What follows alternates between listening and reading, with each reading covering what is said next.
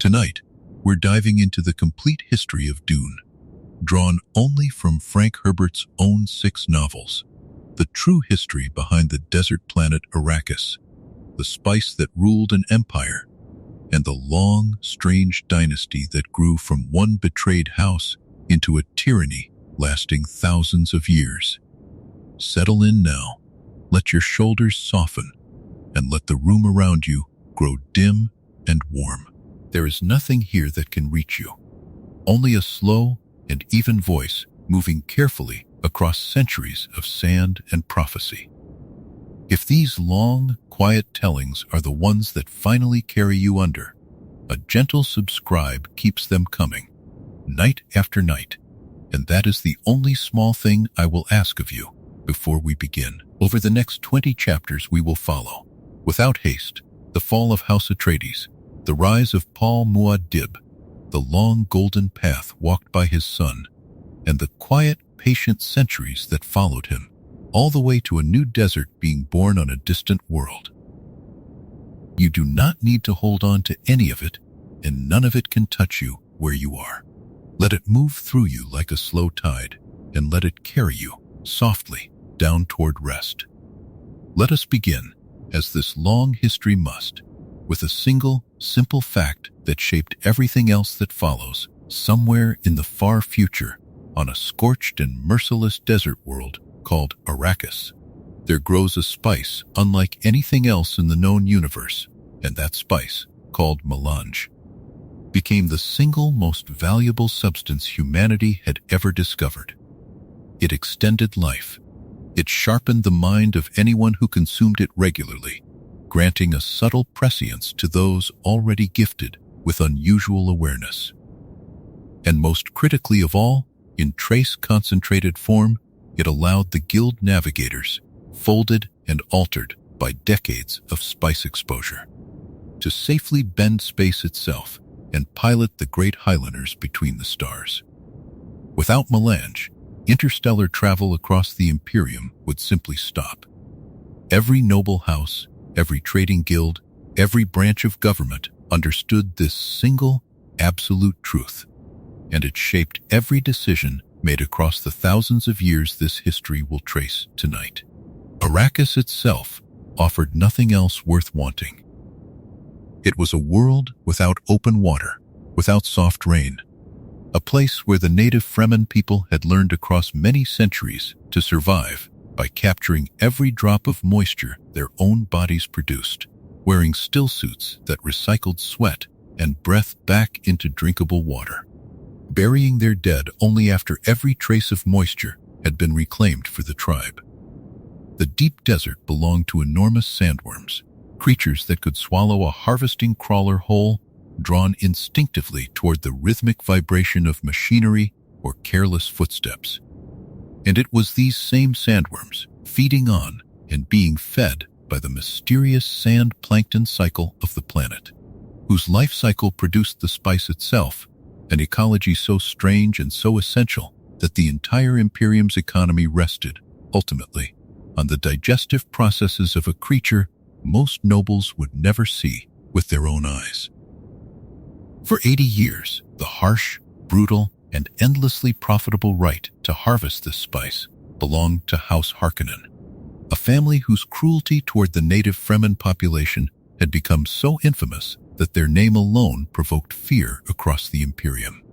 Baron Vladimir Harkonnen ruled his fiefdom from the comfort of the planet's northern cities, extracting spice through forced labor and casual brutality, never once troubling himself to understand the desert he was plundering or the people who called it home. The Fremen endured this occupation the way they endured every hardship the desert forced upon them, patiently, secretly, preserving their own culture, their own religion,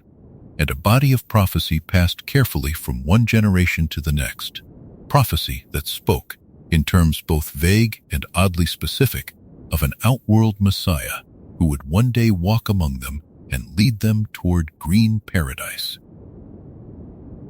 The wider Imperium that governed all of this rested on a fragile, carefully maintained balance of power between 3 forces that watched each other as closely as they watched anyone else. the Padishah Emperor himself. Ruling from the throne world of Kaitain and commanding the terrifying Sardaukar legions, a fighting force bred and trained on a brutal prison planet until they became nearly unstoppable in open battle, the Landsraad, the assembled council of noble great houses, each one guarding its own territory and its own resentments, and the Spacing Guild, whose absolute monopoly on interstellar travel gave it a quiet, patient leverage over everyone else. Since a guild displeased enough to withhold its highliners could strand an entire house's forces on the wrong side of the galaxy indefinitely. Behind and beneath all of these visible powers moved a fourth, far quieter force, the Bene Gesserit Sisterhood, an order of women trained since early childhood in mental and physical discipline, so complete they could control their own bodies at the cellular level, read the smallest involuntary flicker of a lie in another person's voice, and influence weaker minds through a precisely modulated voice few could resist. For thousands of years before this history even begins, the Sisterhood had been quietly guiding a secret breeding program across the noble houses of the Imperium, arranging marriages and bloodlines across countless generations, working patiently toward a single, specific genetic goal, the creation of a man they called the Kwisatz Haderach, someone capable of accessing memory and awareness across both male and female genetic lines at once. A power the Sisterhood itself, bound entirely to female members, could never achieve on its own. It is worth pausing here, before this history moves forward into the specific events that will occupy the rest of tonight's telling, to appreciate just how many separate, patient plans were already converging on Arrakis by the time our story properly begins. The Bene Gesserit had spent generations breeding toward a specific genetic outcome. The Fremen had spent centuries nurturing a prophecy of outworld salvation. The Harkonnens had spent decades extracting wealth through cruelty. And the Emperor himself, watching the rising popularity and military reputation of a rival great house, was already quietly planning a betrayal that would set every one of these separate threads moving at once, toward a collision that would reshape the Imperium forever. That rival house was Atreides, led by Duke Leto, a nobleman whose reputation for fairness and genuine leadership had grown troublingly popular among the other great houses, popular enough that the Emperor Shaddam IV had come to see him as a genuine long-term threat to imperial authority. And so, in the year our story properly opens, the Emperor made a decision that would set every one of these converging forces into motion at once. He ordered House Atreides to leave their lush homeworld of Caladan behind and take up the long, dangerous, and deeply unwelcome stewardship of Arrakis itself. It is worth pausing, before this history moves forward, to appreciate just how strange and how fragile the entire Imperium's foundation actually was. Resting as it did on a single, irreplaceable substance grown nowhere else in the known universe, and dependent on a biological cycle no outside power had ever managed to fully understand or replicate artificially. Countless attempts across the centuries to synthesize melange through purely chemical or industrial means had failed completely, and countless more attempts to cultivate sandworms successfully on any world other than Arrakis had ended in similar failure, the worms themselves proving fatally intolerant of water in any quantity, dying almost instantly if exposed to open moisture of any kind. This singular, irreplaceable dependency meant that whoever controlled Arrakis controlled, in the most literal and consequential sense, the entire functioning of interstellar civilization itself. The Fremen prophecy of an outworld messiah, though genuinely and deeply held among the desert people themselves, carried its own complicated origin that few outside the Bene Gesserit Sisterhood fully understood or even suspected. Generations earlier, agents of the Sisterhood's own Missionaria Protectiva had deliberately planted specific, detailed detailed messianic beliefs among primitive and isolated populations across many worlds, not out of any genuine religious conviction, but as a calculated survival tool, ensuring that any stranded Bene Gesserit sister, whatever remote corner of the Imperium she might someday find herself trapped within, could draw on a ready-made framework of protection and reverence already woven into local belief. On Arrakis, this seeded prophecy had taken particularly deep root among the Fremen,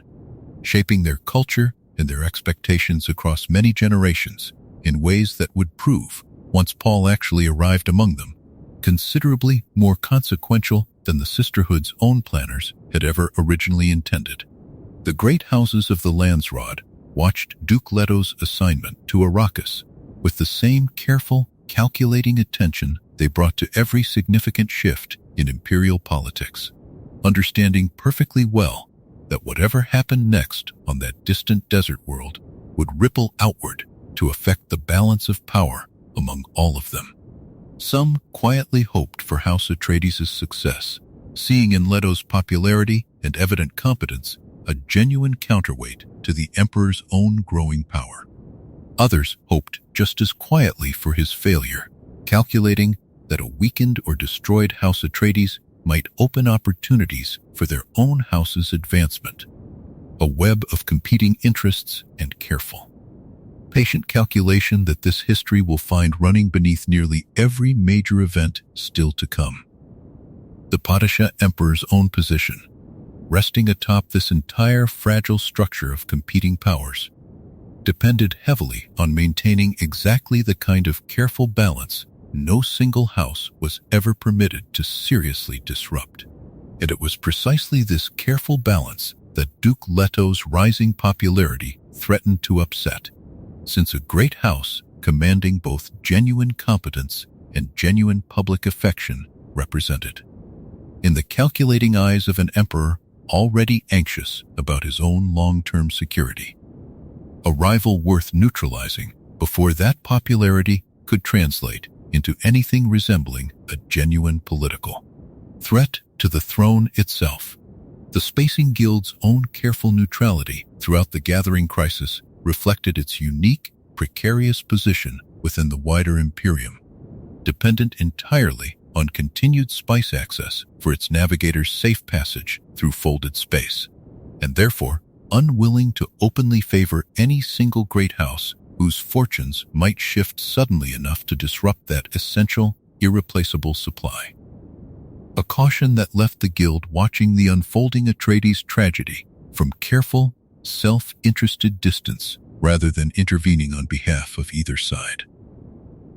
The Bene Gesserit's own quiet, patient position within this entire structure deserves one final consideration before this history moves fully into the specific events of House Atreides' own fateful transfer to Arrakis. Since the Sisterhood's influence, unlike the Emperor's overt authority or the Guild's practical monopoly, worked almost entirely through indirect means. Careful marriages, trained advisors placed discreetly within noble households,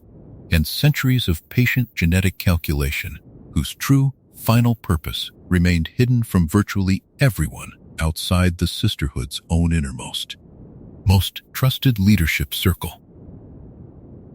Up next in Chapter 2, House Atreides accepts a poisoned gift will uncover why Duke Leto chose to accept a fief he knew, from the very beginning, was almost certainly a trap. Duke Leto Atreides understood, better than almost anyone else in the Landsraad, exactly what he was being offered when the Emperor's decree arrived ordering House Atreides to take stewardship of Arrakis. It was not a gift. It was, transparently, a trap dressed in the formal language of imperial generosity, an assignment that would strip House Harkonnen of 80 years of profitable extraction, while placing House Atreides directly in the crossfire of Harkonnen resentment, all while the Emperor himself remained comfortably distant from whatever violence followed. And yet, Leto accepted the fief anyway, moving his household, his concubine, Lady Jessica, his son Paul, his trusted men, Gurney Halleck and Duncan Idaho, and the whole of House Atreides across the stars to a planet he understood, with total clarity, was almost certainly going to be the death of him. His reasoning, patient and carefully considered, rested on a calculation about the Fremen themselves. Where House Harkonnen had ruled Arrakis through brutality alone, ignoring the native desert population as an unimportant nuisance, Leto saw in the Fremen a potential fighting force of extraordinary value, hardened by a lifetime spent surviving conditions that would kill an outworlder within hours. If House Atreides could win genuine Fremen loyalty, rather than simply extracting spice through fear the way the Harkonnens had, Leto believed he might transform an apparent trap into the foundation of real, lasting power. A desert army no other house in the Imperium could match. It was a bold gamble, built on the same fundamental decency that had made him so popular and so dangerous in the eyes of the Emperor who had exiled him there. Lady Jessica carried her own private complication into this fragile new arrangement. Trained from childhood within the Bene Gesserit sisterhood, she had been explicitly ordered, generations of careful genetic planning riding on her compliance, to bear only daughters for Duke Leto, since a daughter of the correct Atreides bloodline, married at the proper moment to a Harkonnen heir,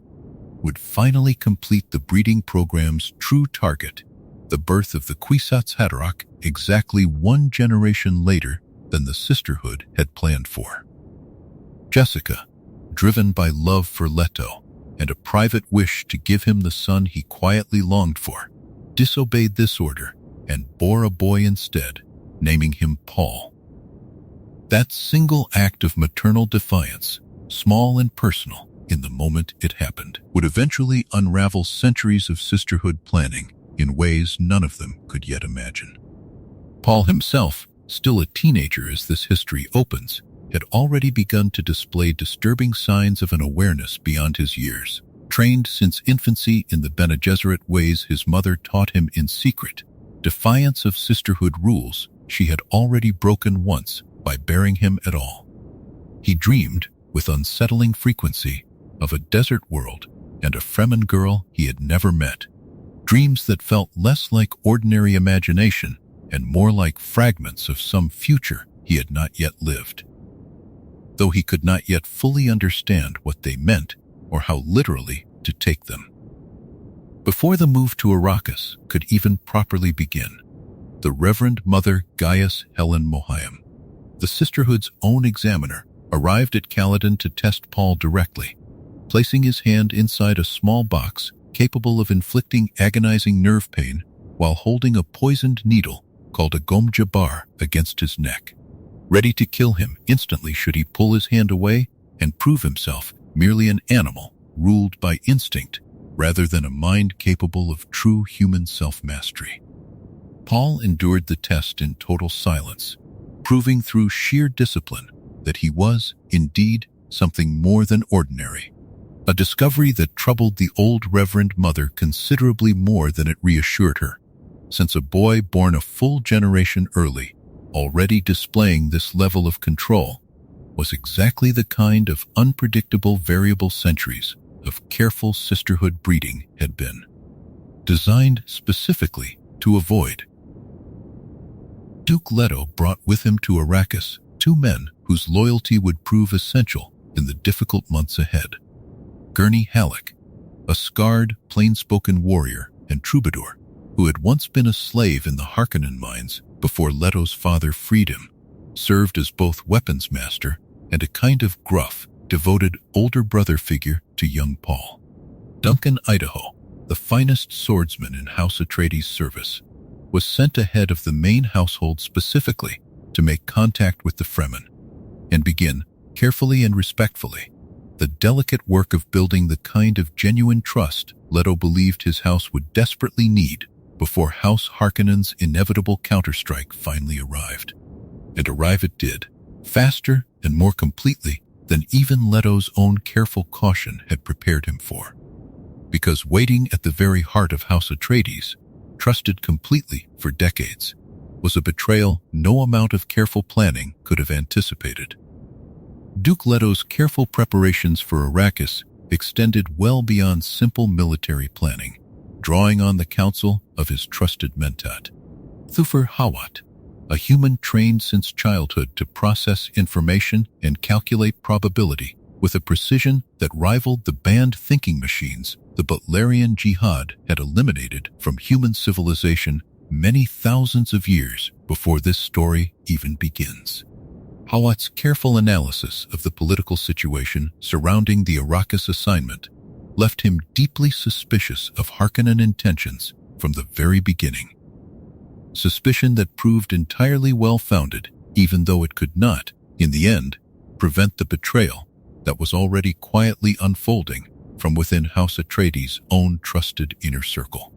Lady Jessica's own position within House Atreides carried a particular, quiet tension that shaped much of her behavior during these early chapters of the story. Caught between her genuine, deeply felt love for Duke Leto and her lifelong training and loyalty to the Bene Gesserit sisterhood that had raised and educated her since early childhood. Her decision to bear Leto a son, rather than the daughter the sisterhood had explicitly ordered, represented a profound act of personal defiance against an order she had served faithfully in every other respect. A choice she made from love rather than rebellion, though the sisterhood itself would come to regard it as nothing less than a dangerous, destabilizing betrayal of decades of careful genetic planning. Paul's early education combined rigorous Bene Gesserit mental and physical discipline, taught to him carefully and privately by his mother, despite the considerable risk such unauthorized instruction carried, with equally rigorous training in swordsmanship under Duncan Idaho, and in both combat and culture under Gurney Halleck, alongside careful instruction in mentat technique from Thufir Hawat himself. This unusually broad and demanding education, combining disciplines the Imperium's various factions normally kept rigidly separate from one another, would prove essential to Paul's eventual survival and rise once House Atreides' carefully built world collapsed around him so suddenly and so completely. Duncan Idaho's own dispatch ahead of the main Atreides household to build trust among the Fremen carried genuine personal risk, since the desert people guarded their sea etches and their water with lethal seriousness against any outworlder whose intentions remained unproven. And it was only through careful, patient demonstration of genuine respect for Fremen custom that Duncan managed to establish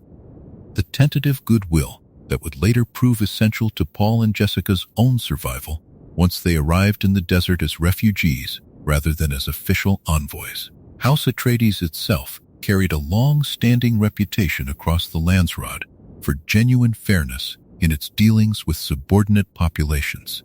a reputation built carefully across generations of careful leadership, predating even Duke Leto's own rule. And it was precisely this reputation, earned honestly rather than merely claimed, that made Leto's eventual downfall feel to many observers across the Imperium like a genuine loss, rather than simply one more shift in the ordinary churn of noble house politics. Caladan itself, the lush, ocean-covered world House Atreides had called home for generations before the move to Arrakis, remained a persistent presence in Paul's own early memories and dreams throughout the difficult years that followed. A green, water-rich contrast to the harsh desert reality he would spend the rest of his extraordinary life navigating, and one that made his own eventual, complete transformation into a creature of the desert all the more striking given how far removed it stood from his actual, earliest childhood. Up next, in Chapter 3, Betrayal in the Night, we'll uncover exactly how the trusted physician Dr. Wellington Yueh came to open the gates of Arrakeen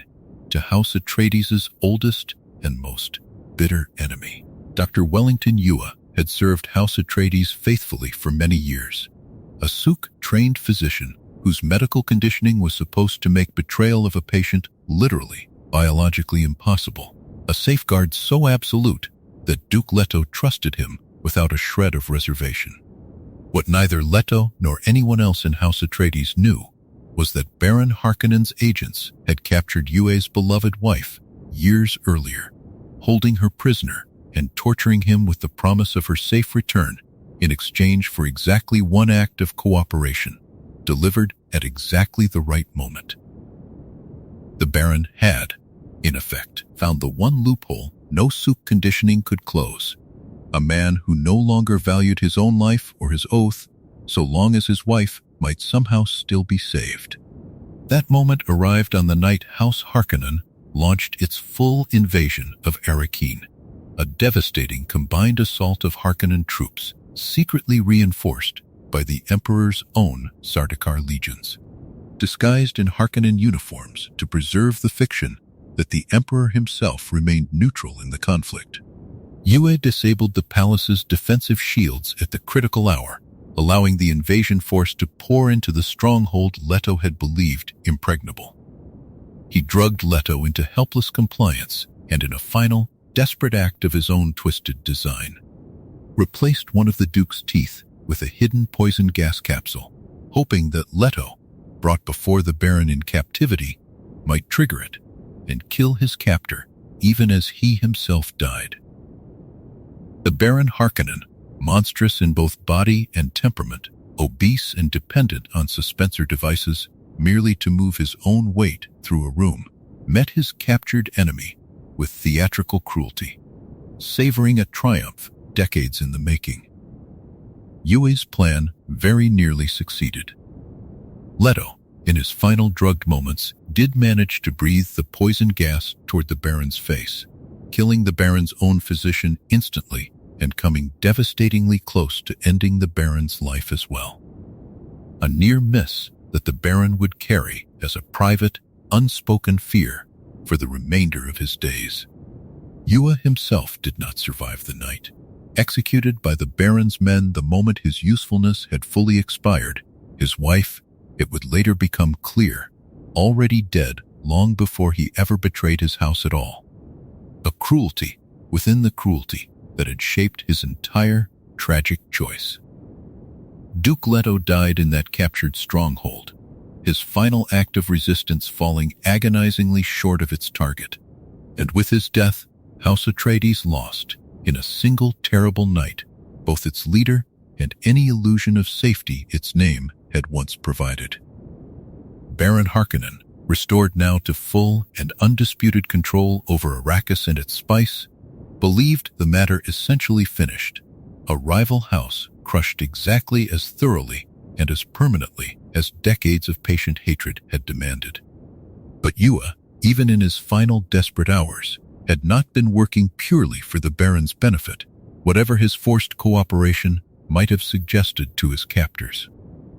In one last act of genuine loyalty, beneath all the coerced betrayal, he left behind a hidden cache of survival equipment and a message directing Lady Jessica and young Paul toward a chance, however slim, of escaping the fortress alive, guiding them toward the deep desert itself, the one place Harkonnen forces, still fundamentally outworlders despite 80 years of occupation, feared to follow with any real confidence. The wider Landsraad, watching from a careful, uneasy distance, understood immediately what this night truly represented, whatever official story the Emperor's court might later circulate. A great house had been destroyed through open betrayal, with Sardaukar troops disguised to hide direct imperial involvement, a violation of the fragile rules that had held the noble houses in uneasy balance for centuries. That fragile trust, once broken this openly, would prove impossible to fully restore, a wound in the Imperium's own foundations that this history will watch widen, chapter by chapter, across everything still to come. For now, in the immediate aftermath of the invasion, what mattered most was simpler and more urgent than any distant political calculation. A mother and her teenage son, hunted by an entire occupying army, needed to disappear into the one place on all of Arrakis where even Harkonnen power could not easily reach them, Thufir Hawat himself survived the initial invasion, captured rather than killed outright, and Baron Harkonnen, ever calculating, attempted to turn the loyal Mentat against House Atreides through a carefully engineered false belief that Lady Jessica herself had been the true traitor within the household. A manipulation designed specifically to poison Hawat's judgment and turn his considerable analytical skill towards serving Harkonnen purposes instead. Hawat's own suspicion and stubborn loyalty prevented this manipulation from fully succeeding, though the false accusation against Jessica would linger unresolved as a genuine source of tension and doubt for considerably longer than the Baron himself likely anticipated it might. The scale of the Harkonnen and Sardaukar invasion force deployed against a single great house, one the Emperor publicly maintained no direct involvement in whatsoever, revealed just how seriously imperial authority had come to regard the threat Duke Leto's rising popularity actually represented. A threat significant enough to warrant deploying troops explicitly forbidden by long-standing Landsraad Convention from being used against a fellow great house without formal public declaration and justification. This violation, hidden as carefully as it was, planted seeds of doubt and resentment among the watching houses that would continue growing long after the immediate crisis on Arrakis had passed. Gurney Halleck,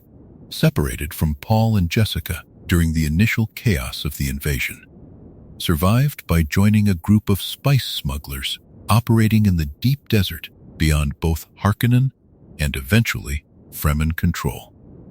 Spending the following years honing his own considerable combat skills while waiting and hoping for any sign that members of the house he had served so faithfully for decades might still be alive somewhere out in the vast, unforgiving desert that had swallowed them from view. The Landsraad's collective, watchful silence in the immediate aftermath of House Atreides' destruction spoke volumes about the fragile, self-interested calculations governing the other great houses, none of them willing to risk open confrontation with the Emperor over a rival house's ruin. However clearly that ruin violated the unwritten rules that had governed relations between the houses for centuries beforehand. The precise, calculated cruelty of the Baron's approach toward Leto in his final captured hours, drawing out the confrontation deliberately rather than simply ending his enemy's life quickly, reflected decades of accumulated hatred finally given free expression. A hatred the Baron savored so completely that it very nearly cost him his own life when Yua's hidden poison gas came as close as it did to finding its intended target. The Sardaukar troops, disguised as Harkonnen forces during this invasion, later became, once their true involvement finally came to light through careful investigation by other great houses, one of the clearest and most damaging pieces of evidence against Shaddam's own direct culpability in House Atreides' destruction. A discovery that would continue quietly eroding trust in imperial authority for years afterward, long after the immediate crisis on Arrakis itself had already moved into its next, considerably stranger chapter. Up next in Chapter 4, Paul and Jessica vanish into the sand. We'll uncover how the two of them survived their desperate flight into the deep desert, pursued by both Harkonnen soldiers and the terrible, patient sandworms that ruled the open dunes. Jessica and Paul fled into the open desert with almost nothing beyond the survival equipment Yue had hidden for them. A single small ornithopter and a handful of desert survival tools standing between them, and a landscape that killed careless outworlders as routinely and as indifferently as it killed anything else that failed to respect its rules. Behind them, Harkonnen's search parties combed the Sietch communities and open sand alike, determined to finish what the invasion had started, while ahead of them lay nothing but dunes, heat, and the ever-present danger of drawing a sandworm's attention through careless, rhythmic movement. It was during this desperate flight that Paul experienced the fullest, most overwhelming surge yet of the prescient awareness that had been building in him since childhood. A flood of possible futures branching and multiplying in his mind faster than he could consciously process. Some paths leading to quick, meaningless death in the sand, others opening onto vistas of power and consequence so vast they frightened him more than any physical danger the desert itself could offer. Among these visions, one recurring possibility troubled him most persistently: a holy war carried out in his own name, sweeping across the Imperium like wildfire, killing billions of people who had never wronged him personally. A jihad he wanted no part of, yet one that seemed, the further his visions extended, disturbingly difficult to fully avoid. Survival in these first desperate days depended less on any grand vision and more on simple, practical desert craft, much of it drawn from Jessica's own extensive Bene Gesserit training and the careful education Leto had insisted his son receive in Fremen customs even before the invasion. They learned, through hard necessity, the discipline of the stillsuit, the careful art of moving across open sand without falling into the rhythmic, worm-attracting pattern of an ordinary walking gait, a broken, irregular shuffle that Paul would later teach to entire armies once his role among the Fremen had grown far beyond a frightened refugee's desperate improvisation. Their path eventually brought them into contact with a band of Fremen led by a man named Stilgar, a naib or chief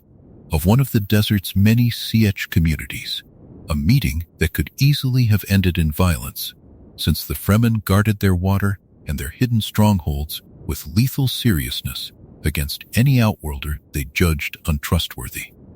Jessica's Bene Gesserit training proved decisive in this first tense encounter,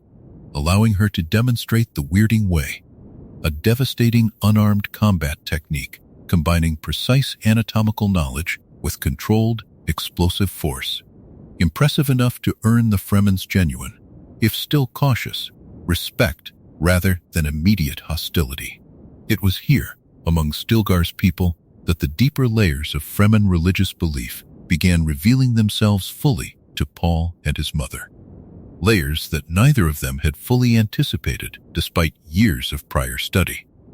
Generations earlier, agents of the Bene Gesserit's own Missionaria Protectiva had deliberately seeded the Fremen population with specific, detailed prophecies of an outworld messiah, a Lisan al-Gaib, who would one day lead them toward paradise, a manipulation originally designed purely as a survival tool, a religious framework any stranded sisterhood member could exploit for protection on a hostile world. Paul now found himself walking directly into a prophecy his own order had planted generations before he was ever born. A discovery that troubled him even as it offered him and his mother genuine, desperately needed safety among a people who increasingly saw in him the very figure their oldest stories had long promised. Jessica, for her own part, faced an additional test the Fremen demanded of any Bene Gesserit-trained woman claiming sanctuary among them. She would need to become their own reverend mother, a role requiring her to drink the deadly water of life, a poison distilled from the liquid exhalation of a drowning sandworm, and transmute it internally into something safe, gaining in the process access to the memories of every reverend mother who had held that role before her, stretching back generations. It was an ordeal that had killed every woman who had ever attempted it without the Bene Gesserit's specific genetic and mental training, and even for someone as thoroughly prepared as Jessica, it carried genuine mortal risk. Pregnant at the time with a second child, a daughter she had not yet told Paul she was carrying, Jessica understood that the ordeal ahead would test not only her own survival, but her unborn daughter's as well, since whatever transformation the water of life forced upon her body would necessarily reach the child still growing within her too. The particular danger of prescient awareness that Paul experienced so overwhelmingly during this desperate flight carried its own strange internal logic worth understanding fully.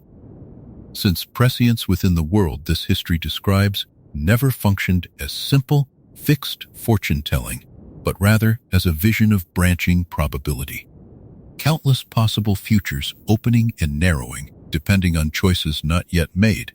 A constant, dizzying awareness of what might happen, rather than any single certain knowledge of what definitely would. This distinction mattered enormously to Paul's own experience of his growing power, since it meant he carried not comforting certainty, but a genuinely exhausting, ever-shifting map of possibility, one that grew more overwhelming rather than more reassuring the further and more clearly his awareness eventually extended. Jessica's own extensive Bene Gesserit training proved repeatedly essential during these first desperate weeks of desert survival, drawing on physical and mental disciplines developed across centuries of sisterhood tradition, including precise control over her own body's metabolism and water retention, skills that made the difference, quite literally, between life and death, in an environment that offered no margin whatsoever for ordinary human carelessness or waste. The specific Fremen band, led by Stilgar, that eventually encountered Paul and Jessica, represented only one small community among many scattered sietches spread across the deep desert, each one maintaining its own local leadership while sharing a broader common culture, religion, and increasingly, as word of the Outworld boy and his mother spread across the desert communities, a common and growing curiosity about whether the old prophecy might genuinely be fulfilling itself at last within their own generation's lifetime. Every step Jessica and Paul took across those first desperate days carried the accumulated weight of centuries of Fremen desert wisdom neither of them yet fully possessed, forcing them to learn quickly through trial and genuine danger. Lessons the Fremen themselves had spent countless generations refining into instinct. The unborn daughter Jessica, carried through this entire desperate flight, remained, for the moment, an entirely private fact known only to Jessica herself. A secret she held close, even from Paul, uncertain how much additional weight her son could reasonably bear, given everything else already pressing down upon him during these first raw, disorienting days of loss and survival. The particular skill of moving without triggering a sandworm's attention, learned through desperate necessity during these earliest days of flight, would go on to become one of the defining tactical innovations Paul later taught to entire Fremen armies. A small, personal survival lesson born of pure fear and desperation that eventually reshaped the whole of Fremen military capability across the years still to come. Up next, in Chapter 5, Among the Fremen, we'll uncover how Paul and Jessica settled into desert life at Sietch Tabor, and how Paul earned, through trial and genuine skill, his own Fremen name. Life at Sietch Tabor, the underground community Stilgar, led deep within the rock formations bordering the open desert, introduced Paul and Jessica to a culture built entirely around the disciplined conservation of water, a resource so precious that even the moisture of the dead was reclaimed for the community's shared reserves before burial, and where a person's own saliva, spat as a mark of respect towards Stilgar during their first meeting, represented a genuine gift of something scarce and valuable, rather than any gesture of disrespect an outworlder might mistakenly assume it to be. Paul threw himself into learning everything Fremen life required of him, training with the Kreis-knife, a blade carved from the tooth of a sandworm and treated with such reverence that it could never be drawn without eventually drawing blood, and studying the art of riding the great worms themselves, a skill requiring a Fremen to drive special hooks into a worm's segmented body to force it to roll over and expose its softer underside, keeping the hooks in place afterward to control the enormous creature's direction and speed. Within Fremen culture, the ability to summon and ride a worm marked the true transition from outsider to full member of the tribe, and Paul's eventual success at this test earned him deep, genuine respect among people who granted such respect sparingly. It was also during this period that Paul was given his full Fremen name, choosing for himself the name Muad'Dib, after the small desert mouse whose survival adaptations the Fremen deeply admired, a creature that made its home in the harshest possible conditions and thrived there anyway. Alongside this name, he took the tribal name Usul as well, meaning the base of the pillar, a name known only to his closest Sietch companions, and it was under this dual identity, Paul Muad'Dib Usul, that he began the slow, complicated process of becoming something considerably larger than any single name could fully contain. Paul's growing relationship with Chani, Stilgar's own skilled and independent daughter, developed steadily across this same period, moving from mutual respect earned through her role training him in essential desert survival skills toward a genuine, deeply committed partnership. Chani would remain, for the whole of the rest of Paul's story, the one relationship that seemed to offer him something his growing political and religious significance increasingly could not. A connection rooted simply in who he actually was, rather than in what larger forces increasingly needed him to become. Jessica, meanwhile, prepared with growing seriousness for the water of life ordeal that would make her the Sietch's Reverend Mother, a transition necessary not only for her own standing among the Fremen, but for the community's practical needs as well, since their previous Reverend Mother, elderly and near the natural end of her own life, needed a successor prepared and ready before that inevitable transition arrived. The particular danger of Jessica's situation, carrying an unborn child through an ordeal that would flood her body and mind with the compressed memory and awareness of countless women who came before her, remained a private concern she carried largely alone, unwilling to add unnecessary worry to a community already stretched thin by the demands of open resistance against Harkonnen occupation.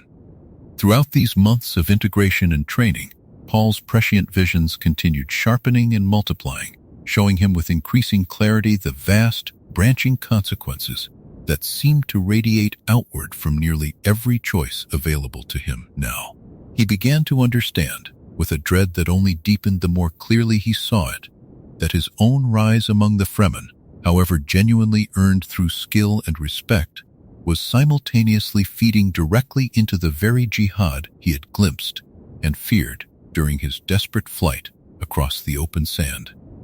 A religious fervor building around him that seemed to gather its own unstoppable momentum, regardless of his personal wishes in the matter. The Fremen themselves, meanwhile, continued their long guerrilla campaign against Harkonnen spice operations, harassing convoys and sabotaging equipment with a patience and effectiveness that Harkonnen commanders found increasingly difficult to counter, unaware that the Outworld boy sheltering among their enemies was steadily becoming something far more consequential than a mere refugee, and that the true trial determining exactly how consequential he would become was still waiting, close now, for both Paul and his mother. The Sietch community's deep commitment to water conservation extended into nearly every aspect of daily Fremen life, from the careful design of their underground dwellings built specifically to minimize moisture loss, to the elaborate wind traps positioned across the desert surface to capture what little atmospheric moisture existed and channel it slowly into vast, carefully hidden cisterns, a communal water reserve that represented, in the Fremen's own accounting,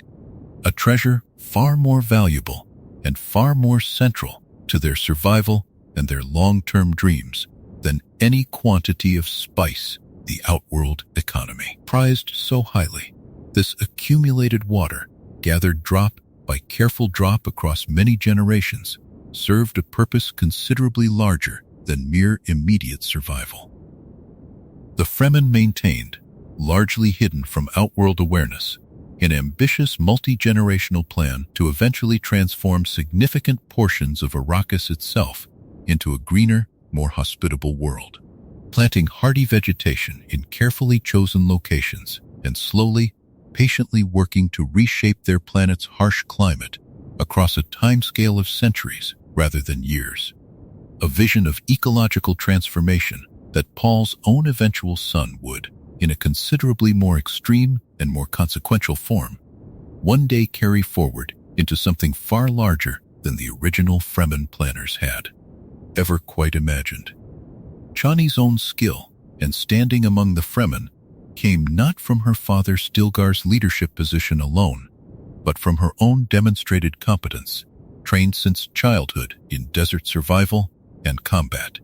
And it was this genuine, earned respect, rather than any political convenience, that first drew Paul's attention and eventually his deep, lasting devotion. A relationship built on mutual respect between genuine equals, in a way his later, politically necessary marriage to Princess Irulan would never manage to replicate. Stilgar's own growing respect for Paul during these months of integration reflected a leadership style genuinely attentive to demonstrated competence and character rather than mere outworld status. A quality that would prove essential to the trust Paul needed to eventually earn before the wider Fremen population would ever consider following him into open war. The broader Sietch community's gradual acceptance of Paul and Jessica unfolded through countless small, daily demonstrations of genuine competence and genuine respect for Fremen ways. A slow accumulation of trust that mattered considerably more, in the end, than any single dramatic gesture either of the two Outworlders could have offered toward earning their new community's confidence.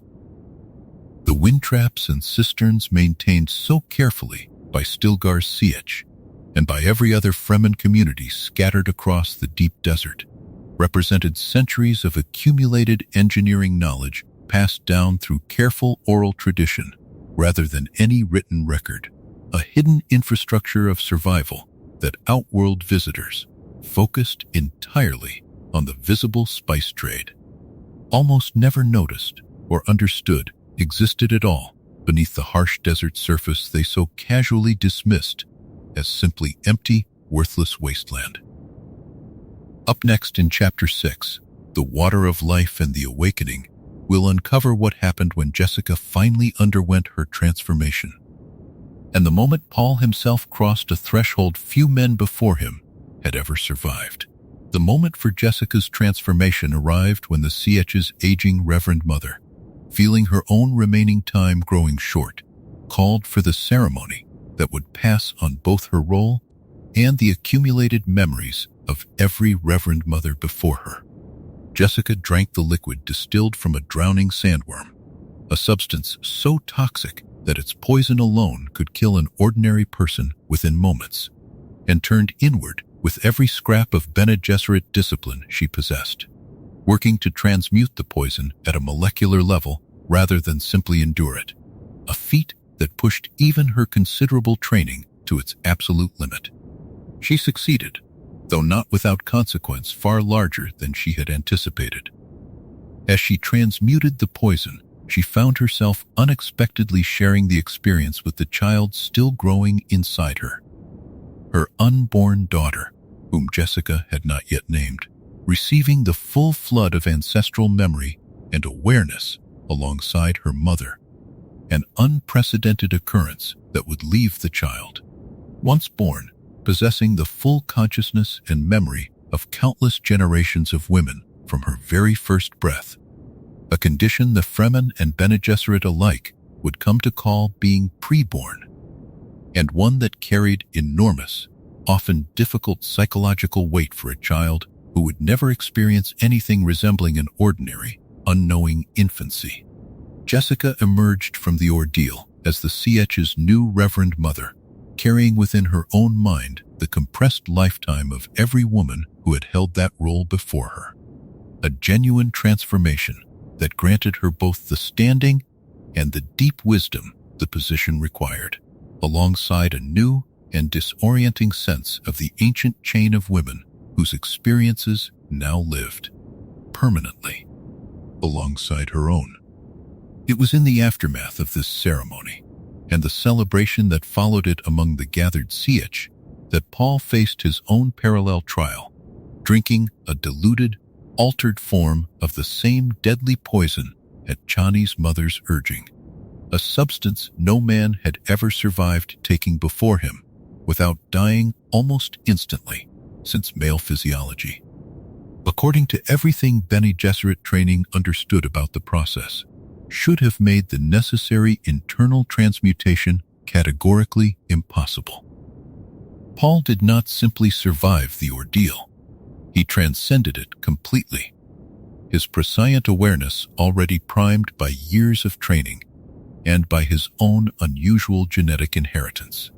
awakening fully into exactly the state generations of careful Bene Gesserit breeding had been working to produce, though a full generation earlier than the sisterhood's own careful planning had ever intended. He became, in that single overwhelming moment, the Kwisatz Haderach the sisterhood had spent centuries preparing the ground for. A mind capable of accessing both the male and female ancestral memory lines simultaneously, gaining a clarity of prescient vision that extended, in principle, across vast stretches of both future and past at once. This awakening carried a genuine, crushing burden alongside its power. Paul now saw, with far greater clarity than his earlier fragmented visions had offered, the almost inescapable pathways still leading toward the very jihad he had feared from the beginning. Holy war, spreading his name and his cause across the Imperium with a violence and a scale that horrified him, even as his growing role among the Fremen made that outcome seem, with every passing month, less and less avoidable. He understood now that he stood at the convergence point of too many separate historical forces: Bene Gesserit breeding, Fremen prophecy, Harkonnen cruelty, and imperial politics, to simply choose a gentler path by personal preference alone.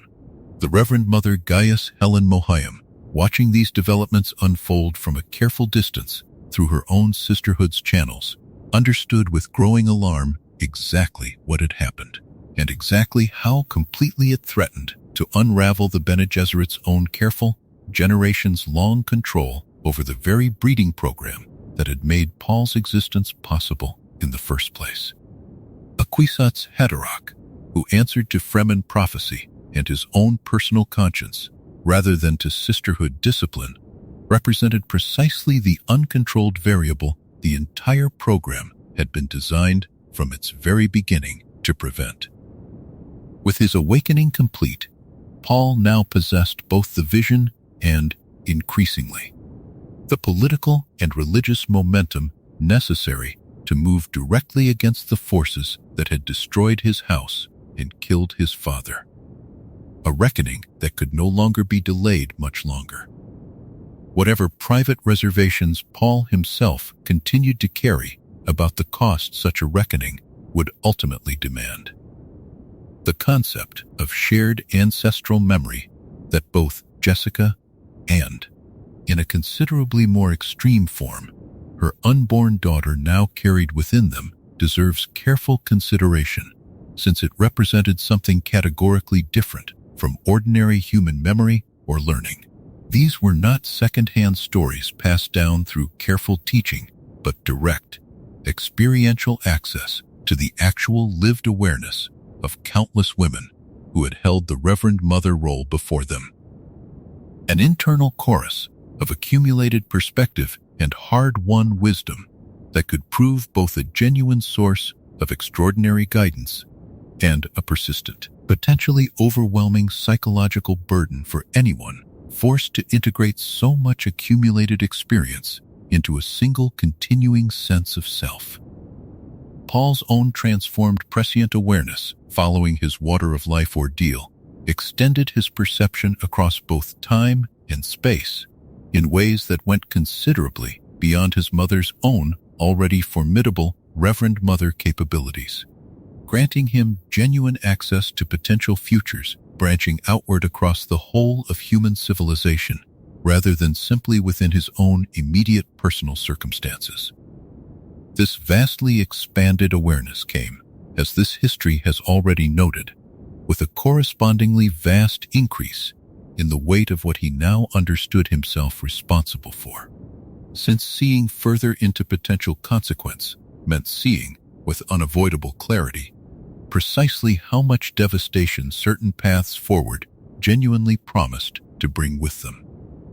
The Reverend Mother Gaius Helen Mohiam's growing alarm at these developments reflected a broader anxiety spreading gradually through the wider Bene Gesserit sisterhood leadership during this same period.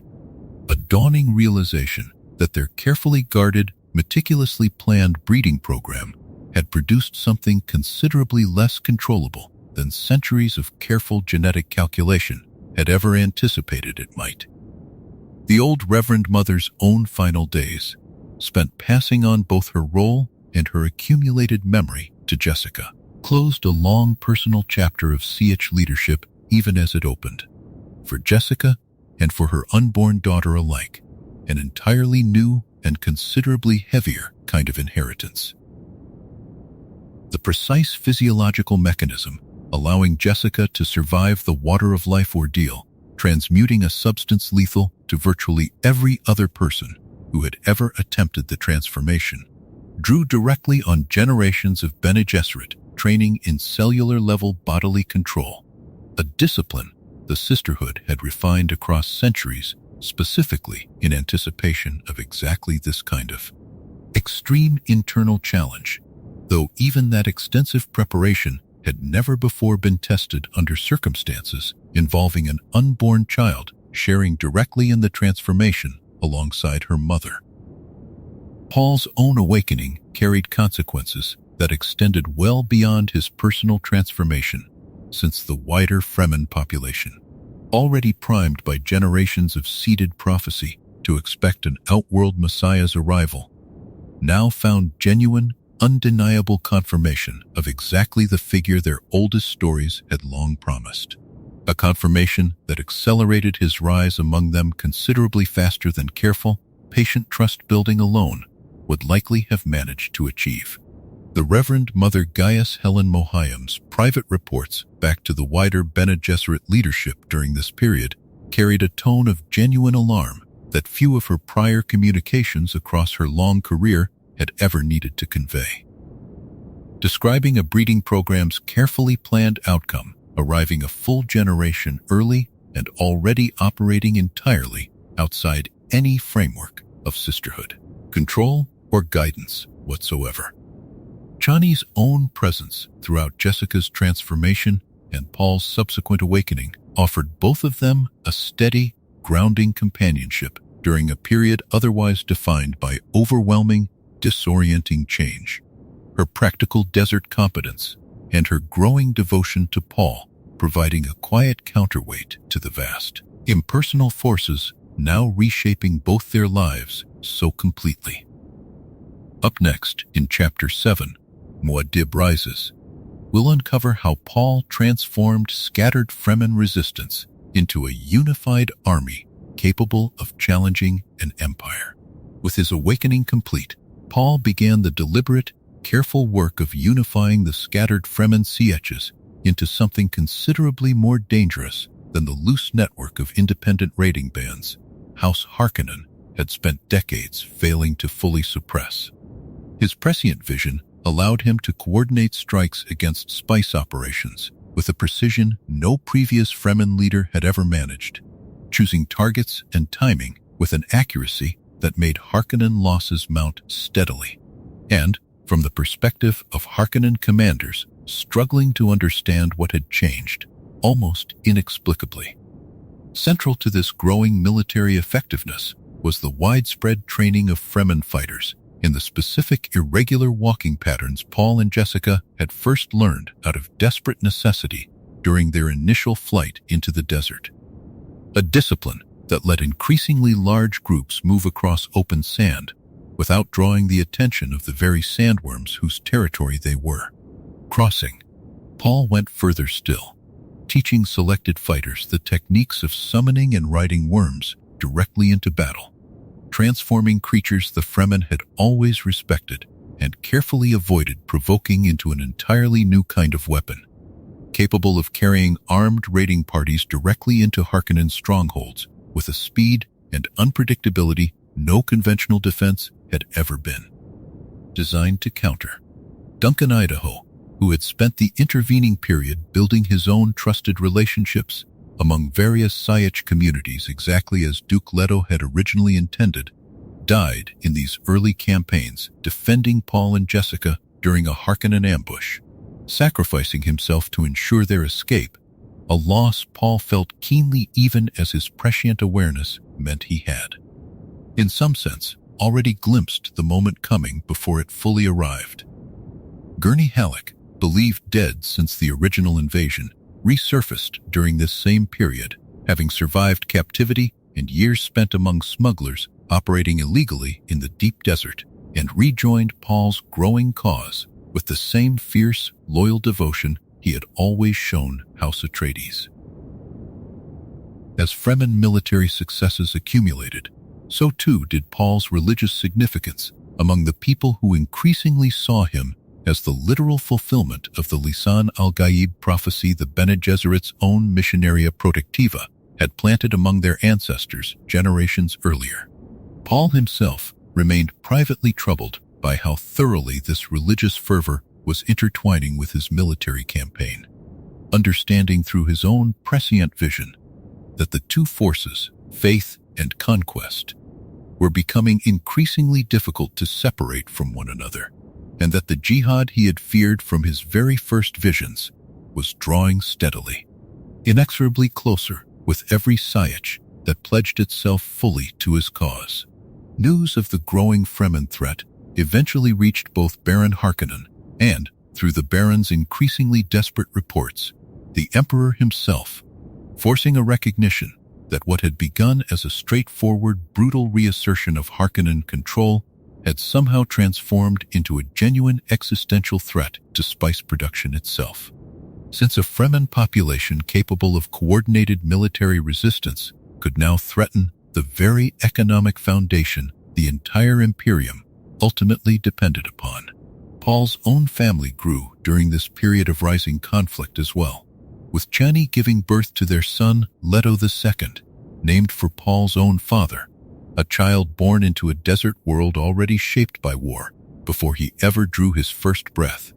and one whose own eventual role in this long history would prove, in time, to be more significant and more strange than almost anyone present at his birth could have possibly imagined. By the time House Harkonnen's own increasingly desperate reports made clear that their 80-year hold on Arrakis had become genuinely unsustainable, the Emperor Shaddam IV made the decision that would finally bring this long-building conflict to its true, decisive confrontation. He would travel to Arrakis himself, bringing the full might of his terrifying Sardaukar legions directly to the desert planet, determined to crush this upstart Fremen rebellion personally, rather than continue relying on a Harkonnen administration that had, in his own private judgment, clearly and thoroughly failed him. The tactical innovation of riding sandworms directly into battle represented, in the fullest sense, a complete reimagining of what these creatures could mean to Fremen military strategy, transforming an entity previously understood mainly as a hazard to be carefully avoided into an active, decisive instrument of Paul's growing campaign.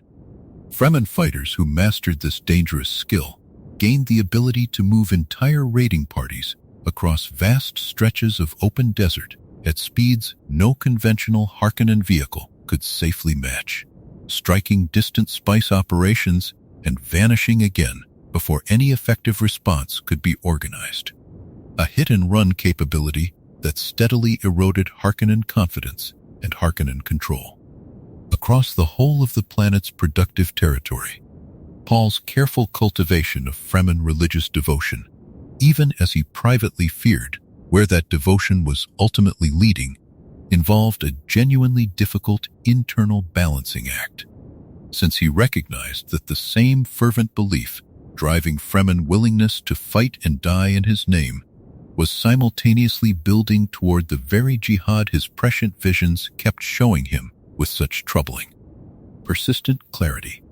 He found himself, across this period, increasingly unable to fully separate the military and political advantages this devotion offered him from the moral cost of allowing, and in some sense actively encouraging, its continued growth.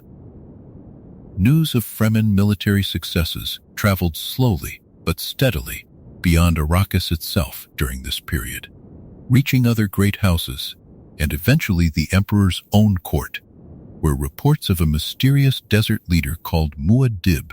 seemingly capable of coordinating attacks with impossible precision, began generating genuine alarm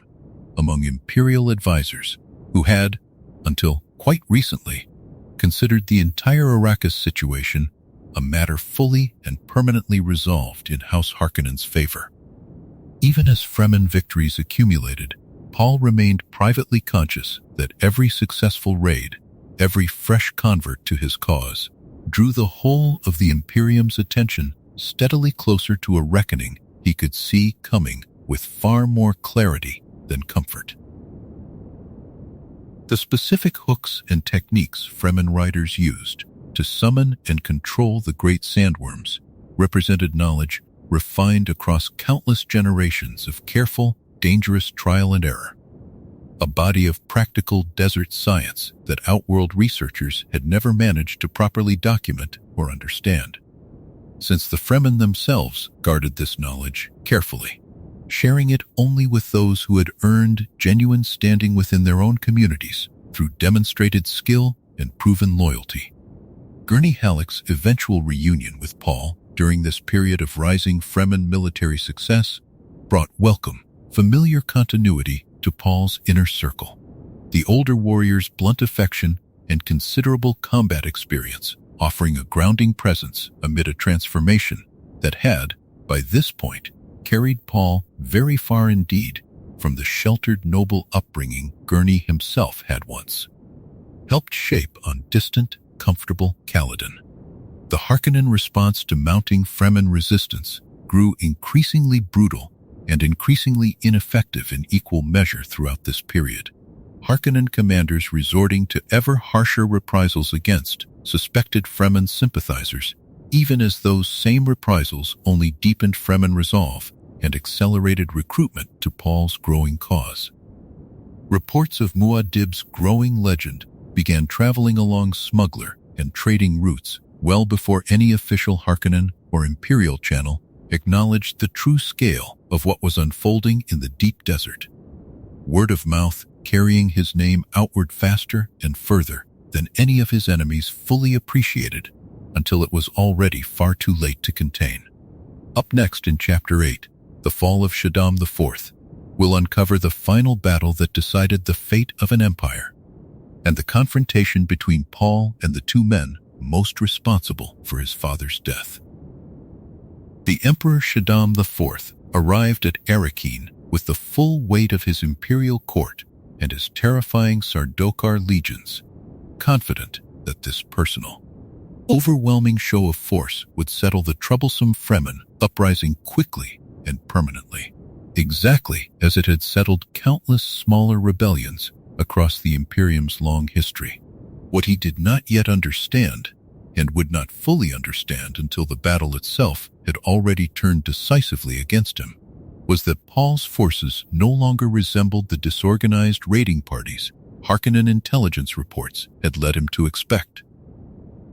Paul, guided by prescient vision that let him anticipate Imperial troop movements with unsettling precision, orchestrated a coordinated assault that combined massed Fremen infantry, sandworm-mounted cavalry charges, and, in a stroke of tactical brilliance that stunned every professional military observer present, a devastating sandstorm summoned through careful timing rather than any actual weather control, using the storm's natural cover to disable the Emperor's defensive shields and communication systems at exactly the critical moment his ground forces needed that advantage most. The famously unstoppable Sardaukar legions, trained for conventional warfare against conventional enemies, found themselves overwhelmed by an opponent who understood the desert itself as an active participant in the battle rather than merely its backdrop. Baron Harkonnen died during this final battle, killed not in the heat of combat, but through a quieter, more personal reckoning. Paul's young sister Alia, born during the fighting and already displaying the same unsettling, pre-born awareness her mother's transformation had granted her before birth, killed the Baron herself using a poisoned needle. A final, fitting end for the man whose cruelty had set this entire chain of vengeance into motion so many years before. Feyd-Rautha, the Baron's own favored nephew and heir, groomed carefully as a potential Kwisatz Haderach candidate through a separate, parallel branch of the very same Bene Gesserit breeding program that had produced Paul, faced Paul directly in ritual knife combat during the negotiations that followed the battle's military resolution, a duel Paul won decisively, ending House Harkonnen's line of succession in the same stroke that avenged his father's murder. With his military victory complete and Shaddam's own Sardaukar defeated on the field, Paul confronted the Emperor directly, backed by Fremen forces and by a devastating final threat few in the Imperium had ever considered a genuine possibility: the ability, through Fremen knowledge of the deep desert's sandworm and plankton ecology, to destroy the delicate biological cycle that produced spice entirely, threatening the Imperium's entire economic and technological foundation if his demands were not met in full. Faced with this ultimate leverage, Shaddam had no real alternative but to submit, formally abdicating his throne and, in accordance with the political arrangements Paul's own prescient calculations had determined necessary, agreeing to the marriage of his eldest daughter, Princess Irulan, to Paul himself. This marriage, arranged purely as political necessity rather than any genuine romantic connection, secured Paul's legitimate claim to the imperial throne while allowing his true partnership with Chani to continue privately. An arrangement Chani herself accepted with quiet, difficult grace, understanding the political realities that made it necessary, even as it cost her the public recognition her role in Paul's life and rise genuinely deserved. Paul Atreides thus became Emperor of the known universe, ruling now not merely as Duke of a single reclaimed fief, but as Muad'Dib, the fulfilled prophecy,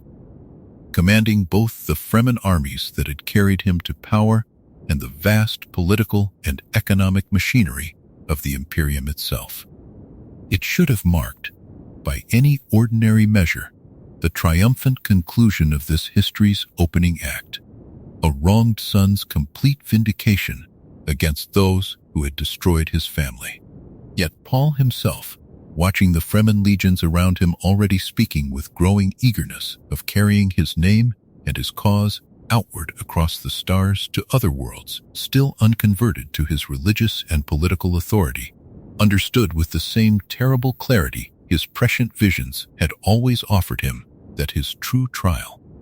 the jihad he had feared since his very first desperate flight into the desert, was only now, with his victory secured, truly beginning. The tactical brilliance of Paul's coordinated assault against the Emperor's own forces deserves particular attention within this history, since it demonstrated a mastery of desert warfare that combined prescient anticipation of enemy movement with an intimate, hard-won understanding of the planet's own natural forces, using the desert's own sandstorms as a weapon in ways no outworld military strategist, however experienced, would ever have thought to attempt. The famously disciplined Sardaukar legions, trained for generations to expect and counter conventional military tactics, found themselves fundamentally unprepared for an opponent who treated the environment itself as an active combatant rather than a mere backdrop to more traditional warfare. Princess Irulan's own perspective on these climactic events, later recorded extensively in her historical writings,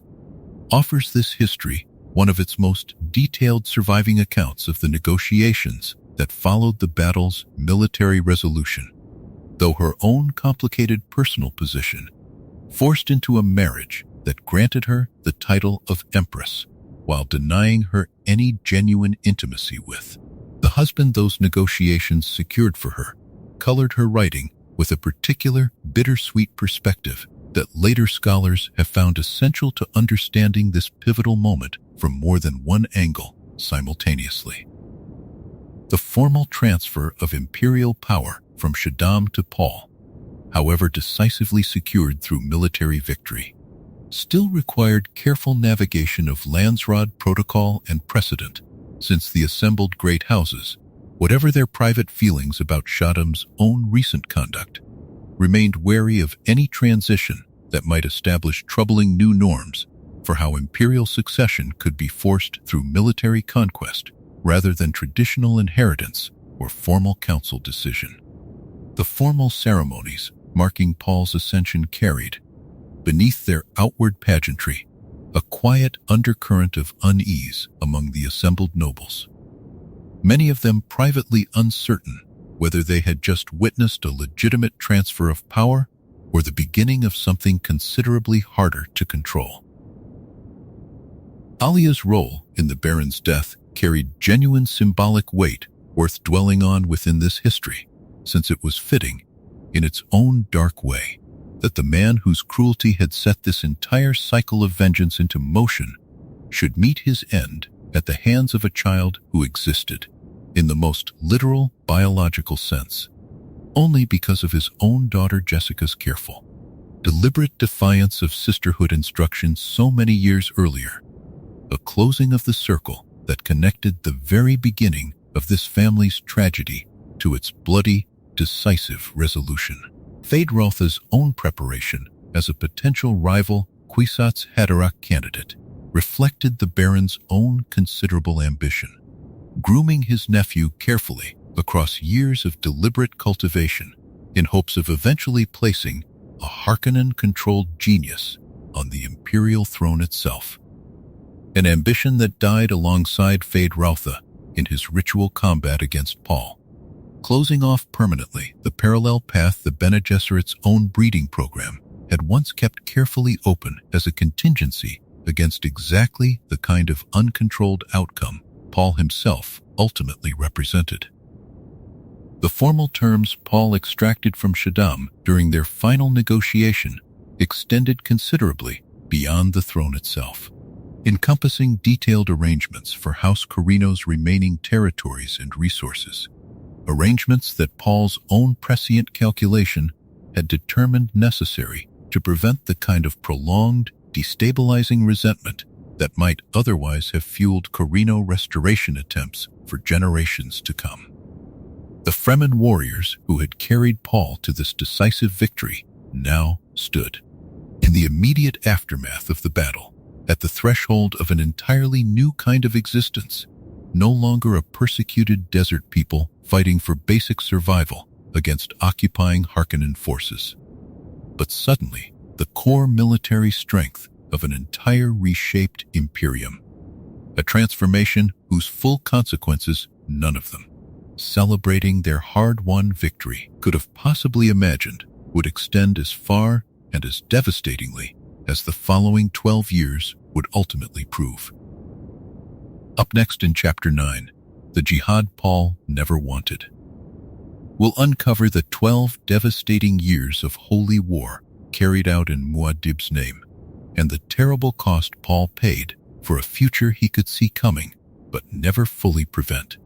The jihad that followed Paul's ascension to the throne unfolded across 12 devastating years, carried outward from Arrakis by Fremen legions who fought in Muad'Dib's name with a religious fervor Paul himself had foreseen from his very earliest visions and had never found any way to fully prevent. Billions of people across countless worlds died in this holy war, some resisting Paul's new authority directly, others simply caught in the vast, grinding machinery of conquest and conversion that his religion, now spreading with unstoppable momentum far beyond anything resembling his personal control, carried with it to every corner of the Imperium it touched. Paul's own private anguish over this outcome deepened with every report of fresh devastation that reached him, a horror made all the more difficult to bear by his own prescient certainty that he had seen this exact outcome coming since before he had ever fully understood what his visions meant, and that every alternative path his awareness had shown him led toward outcomes he judged, through calculations only he could fully perceive, to be somehow worse still. This was among the cruelest burdens of his particular gift, the ability to see terrible consequences clearly enough to grieve them in advance, without ever finding a way to prevent them from unfolding almost exactly as foreseen. Alia, Paul's younger sister, grew up during these same tumultuous years carrying the full weight of her own pre-born awareness, a condition that left her possessing the complete memories and personalities of countless ancestors from the very moment of her birth, a burden no ordinary childhood could have prepared her to carry safely. Even as a young girl, she moved through the imperial court with an unsettling maturity and political acumen that unnerved even hardened observers, though the deeper psychological cost of her unusual condition, the constant internal pressure of so many competing ancestral voices and memories, remained largely hidden from public view during these years, a private struggle that would eventually prove far more consequential than anyone around her fully appreciated at the time. Princess Irulan, Paul's politically necessary wife, occupied a strange and difficult position throughout this period, publicly recognized as Empress, while privately excluded from any real intimacy with her husband, whose genuine devotion remained entirely with Chani. Irulan channeled her considerable intelligence and her own Bene Gesserit training into chronicling Paul's rise and rule in a series of historical writings, works that would shape how the wider Imperium understood Muad'Dib's story for generations afterward, an irony not lost on Irulan herself, that she who was denied genuine closeness to her husband became, through her own careful writing, one of the primary voices determining how history would remember him. The Bene Gesserit sisterhood, watching the jihad unfold with growing alarm, found themselves in the uncomfortable position of having successfully bred the very Kwisatz Haderach they had spent centuries working toward, only to discover that his existence and his choices now moved entirely beyond their ability to guide or control. A Kwisatz Haderach who answered to Fremen prophecy, personal conscience, and prescient necessity rather than to any sisterhood directive. This loss of control troubled the sisterhood's leadership deeply,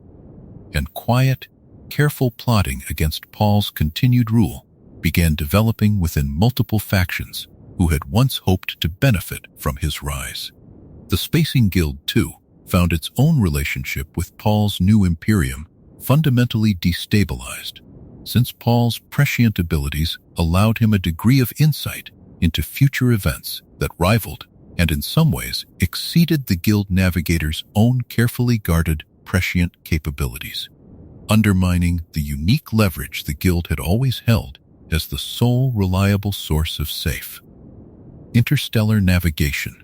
By the close of these 12 terrible years, with the jihad's worst violence finally beginning to subside into a more stable, if still deeply resented, imperial order, Paul found himself increasingly isolated, even at the height of his formal power, surrounded by conspiracy on nearly every side, and burdened by a prescient awareness that offered him less and less genuine guidance the more thoroughly his own choices had already reshaped the very future he was trying to navigate. The sheer scale of destruction wrought across the jihad's 12 years resists easy comprehension, even within the careful, patient telling this history has tried to offer tonight. Entire planetary populations converted or destroyed as Fremen legions carried Paul's religious and political authority outward across territory the old Imperium had taken centuries to originally settle and organize. Cities that had stood for generations were reduced to rubble in single afternoons of overwhelming Fremen assault, and countless smaller communities simply vanished from historical record entirely, their fate recorded, if recorded at all, only in the barest administrative notation of conquered or pacified territory. Paul's own increasingly isolated position within his own court reflected a genuine and painful irony worth sitting with, since the very prescient awareness that had once helped guide him toward survival and eventual power now offered him diminishing comfort as emperor, showing him countless branching paths forward without ever offering the kind of simple, actionable guidance that might have let him meaningfully reduce the jihad's staggering human cost. He understood, with a clarity that only deepened his private grief, that he had become something considerably larger and more dangerous than any single choice he might make from this point forward could fully redirect or contain. Alia's own precocious political involvement during these same years extended well beyond what anyone might reasonably expect from someone still, by ordinary measure, a child. Her inherited memory and awareness, allowing her to participate meaningfully in imperial court politics at an age when most children remained entirely occupied with far simpler concerns. A precocity that impressed and unsettled the adults around her in roughly equal measure. Individual Fremen commanders carrying the jihad outward across countless conquered worlds interpreted Muad'Dib's authority and intent with considerable variation, some pursuing genuine, if brutal, conversion of resistant populations, while others simply pursued conquest and plunder under a convenient religious banner. A variation in conduct that made it genuinely difficult, even for Paul's own prescient awareness, to fully track or control the actual scope of violence being carried out in his name across so many simultaneous, far-flung campaigns. The wider Imperium's surviving institutions, including remnants of the old Landsraad council structure, found themselves reduced during these years to largely ceremonial or advisory roles. Real power having concentrated almost entirely around Paul's own person and the Fremen military structure that had carried him to the throne. A centralization of authority that left the Imperium considerably more fragile and considerably more dependent on a single individual's continued survival and continued judgment than it had ever been under the old, more distributed balance of power between Emperor, Landsraad, and Guild. Irulan's own historical chronicles, composed throughout this period, even as she remained personally excluded from Paul's genuine confidence, would later serve as one of the primary lenses through which subsequent generations understood the jihad's full scope and cost. Her careful, often quietly critical documentation, preserving details and perspectives that a more purely triumphant official history might otherwise have simply erased entirely from the historical record. Economic disruption across the conquered territories compounded the jihad's direct violence considerably. Entire trade networks and agricultural systems collapsing under the strain of prolonged warfare and forced religious conversion, producing famine and displacement on a scale that added enormously to the war's total human cost, even in regions that never experienced direct Fremen military assault themselves, a secondary wave of suffering that Paul's own prescient awareness registered with the same helpless, anticipatory grief he carried for the war's more direct casualties. The Fremen themselves, however devoted to Paul's cause, experienced their own significant losses throughout the jihad's 12 years. Countless desert warriors dying far from the sietches and the deep desert homeland that had shaped their entire prior existence, fighting and dying on worlds whose climate and culture bore no resemblance whatsoever to the harsh, familiar landscape of Arrakis. A genuine sacrifice that Paul understood and grieved even as he recognized his own inability to meaningfully slow the momentum his rise had already set irreversibly into motion. Records preserved from this period, fragmentary as many of them remain, describe entire generations across conquered worlds growing up knowing nothing but war carried out in Muad'Dib's name. A normalized backdrop of violence that shaped the political and religious character of the post-Jihad Imperium for considerably longer than the 12 years of open conflict itself actually lasted. Up next in Chapter 10, A Blind Prophet's Final Walk, will uncover the conspiracy that finally converged against Muad'Dib and the devastating personal cost of the confrontation that followed. Years after the Jihad's worst violence had subsided, a careful conspiracy finally converged against Paul's rule, drawing together several of the Imperium's most capable and most resentful factions into a single, coordinated plot. The Spacing Guild, still smarting from the erosion of its unique prescient leverage, joined forces with the Bene Gesserit Sisterhood, desperate to regain some measure of control over a Kwisatz Haderach who had grown entirely beyond their influence, and with the Tleilaxu, a strange and secretive people whose mastery of genetic manipulation and flesh cultivation in vats made them capable of producing Golas, cloned bodies grown from the cellular remains of the dead and capable, under the right specific conditions, of recovering the original person's full memory and personality. The conspirators' central weapon was a Gola of Duncan, Idaho, grown by the Tleilaxu from cells preserved since his death defending Paul years earlier, and given to Paul as a gift specifically designed to exploit his genuine grief and affection for his fallen friend, in the hope that the Gola, secretly conditioned to eventually trigger a hidden compulsion, might succeed at wounding or destroying Paul from within his own inner circle, where no ordinary assassin could hope to reach. Alongside this Gola came Princess Irulan's participation in a subtler scheme, an attempt, undertaken with genuine personal conflict on her part, to secretly render Chani infertile through carefully administered drugs, hoping to weaken Paul's succession and his emotional stability simultaneously. The conspiracy also employed a Tleilaxu face dancer named Scytale, a shapeshifter capable of perfectly mimicking the appearance and mannerisms of any person he studied closely, deployed as an additional hidden asset within the plot's increasingly elaborate machinery. And at the conspiracy's most devastating point, a stone burner, a weapon so destructive it could permanently blind anyone caught within range of its terrible light without killing them outright, was detonated near Paul during a moment of genuine crisis, leaving him permanently blind in the conventional physical sense, though his prescient awareness allowed him to continue moving and functioning by seeing along paths his eyes could no longer perceive directly.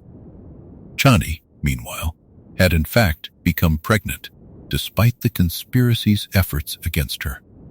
though the pregnancy itself proved dangerously difficult, complicated significantly by the same drugs secretly used against her. She gave birth to twins, though the delivery cost Chani her own life in the same terrible hour her children finally arrived. A personal loss that struck Paul with a devastating finality no amount of prescient foreknowledge had fully prepared him to absorb. Whatever glimpses of this exact grief his visions might have shown him across the preceding years, the Duncan, Idaho Gola, in the conspiracy's final and most consequential twist, ultimately broke free of his Tleilaxu conditioning at the critical moment, his genuine, deeply buried loyalty to Paul and to the memory of his original life, proving stronger than whatever compulsion the Tleilaxu had attempted to instill within him. A betrayal of the conspiracy's own design that helped ensure Paul's survival, even as so much else around him collapsed into grief and loss in that same terrible period. Blind now in body, though not in prescient vision, Having lost Chani and facing an Imperium still riddled with conspiracy against him, Paul made the extraordinary decision that would close this chapter of his story permanently. Rather than continue ruling as a blind emperor propped up by prescient vision alone, he chose to walk out into the open desert entirely alone. Following an old Fremen custom in which the blind, no longer able to contribute to the tribe's survival, gave themselves willingly to the sand, a final act that was, in its own strange way, both a genuine sacrifice and a deliberate, calculated final move in the long, complicated game his entire adult life had become.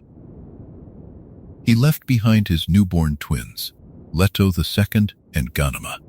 born already carrying the same pre-born awareness that had shaped Aaliyah's own difficult childhood, and an Imperium that would now need to reckon with an emperor who had, by every official account available to it, simply vanished into the desert he had once conquered, leaving behind children whose own inherited burdens would prove, in time, even stranger and more consequential than his own had ever been. The Tleilaxu's particular role in this conspiracy deserves closer examination, since their unique genetic technology, capable of growing golas from preserved cellular material, made them an essential and uniquely dangerous partner for any faction seeking to strike at Paul through means his prescient awareness might not fully anticipate. Their culture, deeply secretive and organized around principles the wider Imperium found genuinely difficult to fully understand, treated genetic manipulation and flesh cultivation with a matter-of-fact pragmatism that unsettled most outsiders. Viewing the growing of golas and other engineered biological products as simply another form of skilled craft rather than anything requiring the ethical hesitation other cultures might have brought to similarly extreme genetic intervention. Princess Irulan's participation in the conspiracy against Chani carried its own genuine internal conflict worth understanding fully, since her actions were driven less by any personal animosity toward Paul or Chani specifically, and more by a complicated mixture of Bene Gesserit loyalty, her own frustrated desire for a more meaningful role within her marriage, and genuine uncertainty about where her deepest loyalties actually belonged, given the strange, unsatisfying position she had occupied since the earliest days of her politically necessary marriage to an emperor who had never once treated her as a genuine partner in anything beyond the most formal ceremonial sense. The stone burner weapon deployed against Paul during this conspiracy represented one of the most feared and most carefully restricted technologies within the entire Imperium, its use governed by treaty precisely because of the horrific, permanent blinding it inflicted on anyone caught within its terrible light. A restriction the conspirators violated with full awareness of the political consequences such a violation would normally carry, a measure of just how desperate and how determined this particular conspiracy against Paul's rule had actually become. Paul's own final months before his blinding and his eventual desert exile were marked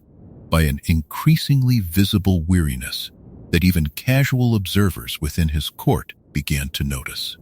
a weight of accumulated grief and responsibility that no amount of prescient foresight had ever fully prepared him to carry gracefully across so many consecutive years of crisis, betrayal, and loss. The precise circumstances surrounding Chani's death during childbirth, complicated deliberately by the conspiracy's own interference, left Paul carrying a particular, sharpened grief that mingled inseparably with his broader political and religious burdens. A personal loss that arrived at nearly the exact same moment his own physical blindness closed off. Permanently, one of his last remaining connections to ordinary, unmediated human experience. Stilgar's own loyalty throughout this entire crisis, standing beside Paul even as conspiracy and grief closed in from every direction, exemplified the deep, hard-won bond between Paul and the Fremen people who had first given him refuge so many years earlier, a bond that would remain, whatever else this history's remaining chapters still had to trace. One of the more genuinely uncomplicated relationships in Paul's entire extraordinary, difficult life. The Tleilaxu's own long-term strategy in offering Paul the Duncan Idaho Gola reflected a patient, calculating approach to political influence that would characterize their dealings with the Atreides line across many centuries still to come. Using their unique genetic technology not for direct confrontation, but for careful, long-term infiltration and leverage. A pattern this history will observe, repeating in various forms across the many generations still remaining in this long, sprawling account. Scytale's own particular skill as a face dancer added a layer of genuine paranoia to Paul's already strained inner circle during this period, since the possibility that any trusted advisor might in fact be a perfect Tleilaxu impersonation meant that even Paul's own considerable prescient awareness could not fully guarantee the certainty and trust his rule had once depended upon so completely. During the more straightforward years of open military conquest, Paul's decision to walk into the desert alone, following old Fremen custom rather than clinging to imperial power by any means still available to him, struck many across the Imperium as the final, fitting act of a man who had always, beneath every layer of prophecy and conquest, remained genuinely shaped by the desert people who had first given him refuge. Up next in Chapter 11, twins born of prescience will uncover the extraordinary childhood of Leto II and Ghanima, born already carrying the full memory of countless generations before them. Leto II and his twin sister Ghanima entered the world already carrying, through the same strange mechanism that had shaped their aunt Alia before them, the complete memories and personalities of countless ancestors stretching back across generations, a condition made even more pronounced in their case by the concentrated potency of Paul and Chani's combined bloodline.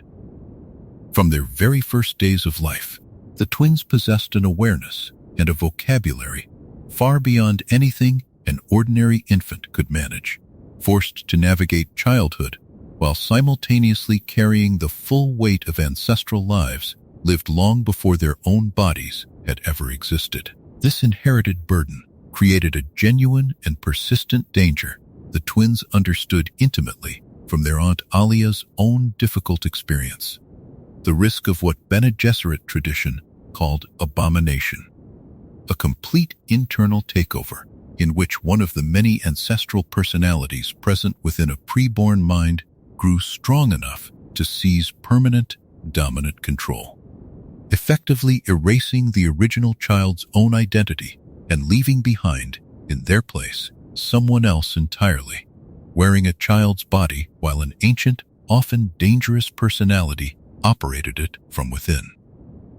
Alia herself, now serving as regent for her young nephew and niece during the years following Paul's disappearance into the desert, had been fighting this exact danger throughout her own life, with mixed and increasingly troubling results the wider Imperium remained largely unaware of. The specific ancestral memory most dangerous to Alia was that of her own grandfather, Baron Vladimir Harkonnen, whose cruel, calculating personality proved unusually strong and unusually persistent within her inherited memory, a threat she had managed to suppress through years of careful internal discipline, though that suppression grew steadily more precarious the longer her regency continued, and the more genuine political pressure she found herself managing largely alone. The wider Imperium during this regency period remained deeply unstable, still absorbing the aftershocks of Paul's jihad, and now uncertain how to properly govern itself in the apparent absence of the emperor, who had, according to official accounts, simply walked into the desert and vanished. Various factions maneuvered for advantage during this uncertain interregnum. including remnants of House Carino, still hoping to eventually reclaim the throne Paul had taken from Shaddam, and a mysterious figure known as the Preacher, a blind, prophetic wanderer who appeared periodically in Arrakis, delivering sermons that struck many observers as suspiciously, almost impossibly well-informed about Paul's own private history and beliefs. Leto and Ghanima, growing up under Alia's regency and increasingly aware of the political dangers surrounding their family, began developing their own careful strategies for managing the preborn condition they shared, drawing on ancestral memory selectively and cautiously, rather than allowing any single inherited personality to gain the kind of dominant foothold that had already begun, compromising their aunt. Leto in particular displayed an unusual, searching curiosity about the deeper ecological transformation of Arrakis itself, drawn toward questions about the planet's long-term future that went considerably beyond anything his aunt's more immediate political concerns typically addressed. It was during this same period that House Carino, sensing weakness in Alia's increasingly strained regency, began actively conspiring against the young twins, recognizing correctly that Leto and Ghanima, whatever unusual gifts and burdens they carried, remained physically vulnerable children whose deaths could open a genuine path back toward restored Carino power over an imperium still fundamentally unsettled since Paul's own rise so many years earlier.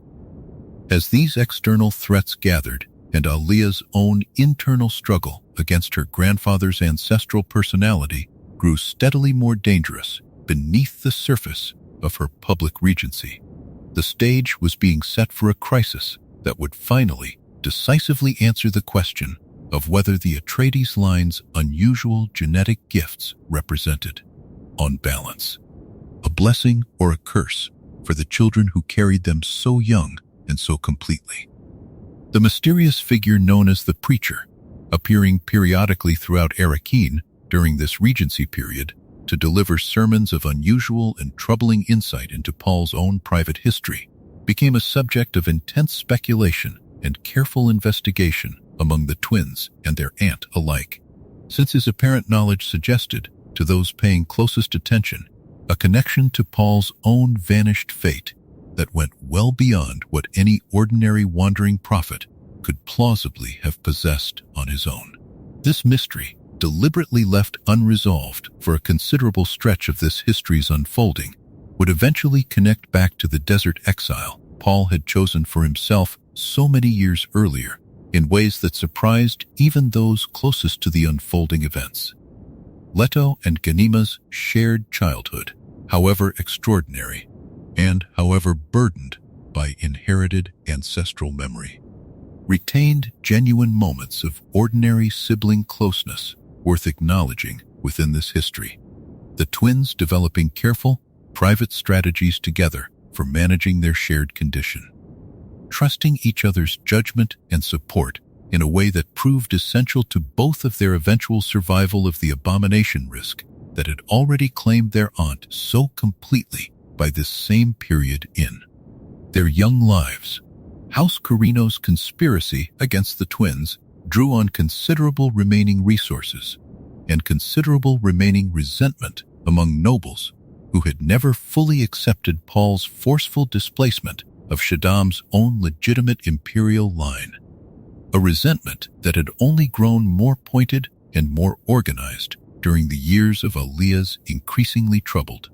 and increasingly resented regency over territory many still considered rightfully belonging to House Carino's own restored authority. Jessica's own return to active involvement in her grandchildren's lives during this period drew heavily on lessons she herself had learned across her own extraordinary life, offering Leto and Ghanima a rare source of guidance from someone who genuinely understood, from first-hand experience, the particular burdens and dangers that came with carrying inherited Bene Gesserit awareness from an unusually young age. The wider Fremen population's own relationship with the ruling Atreides regency grew increasingly complicated during these years. Many older Fremen, troubled by how thoroughly imperial politics and Bene Gesserit intrigue had come to dominate a family whose original claim to leadership had rested so heavily on genuine desert competence and hard-won Fremen respect, rather than inherited palace. Intrigue, the particular danger House Atreides' conspiracy posed to the twins, extended beyond simple physical threat, since when Sisha and her allies understood well that discrediting Alia's regency politically, exposing whatever weakness or scandal they could find or manufacture around her increasingly troubled rule, might prove just as effective at destabilizing Atreides' authority as any direct assassination attempt, a slower, more patient form of attack that ran alongside the more immediate physical dangers this history has already traced.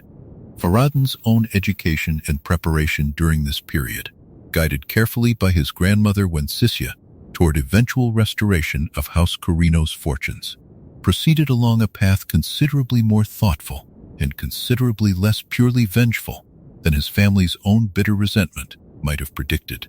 a personal growth that would matter considerably once circumstances eventually brought him into direct, complicated relationship with the very Atreides twins his family had once conspired so actively against. Alia's regency, whatever its eventual tragic outcome, held the fragile post-Jihad imperium together through years that could easily have collapsed into open chaos without her considerable political skill. A genuine service to House Atreides that later history would remember, fairly or not, largely through the shadow of her final, terrible undoing. Up next in Chapter 12, The Abomination of Alia, we'll uncover the tragic final collapse of Alia's own internal struggle and what it cost the people who loved her most. Alia's private struggle against the ancestral personality of Baron Vladimir Harkonnen, carried within her mind since before her own birth during Jessica's Water of Life ordeal, finally collapsed during this period of mounting political pressure. The Baron's cruel, calculating awareness seizing permanent dominant control over her mind and body in exactly the manner Bene Gesserit tradition had always warned preborn children risked.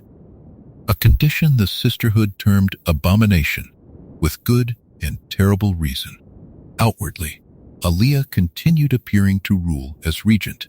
but the woman making decisions from within that familiar body had become, in every meaningful sense, someone else entirely. Her grandfather's own twisted personality, now directing policy and personal relationships alike from behind a face that no longer truly belonged to her.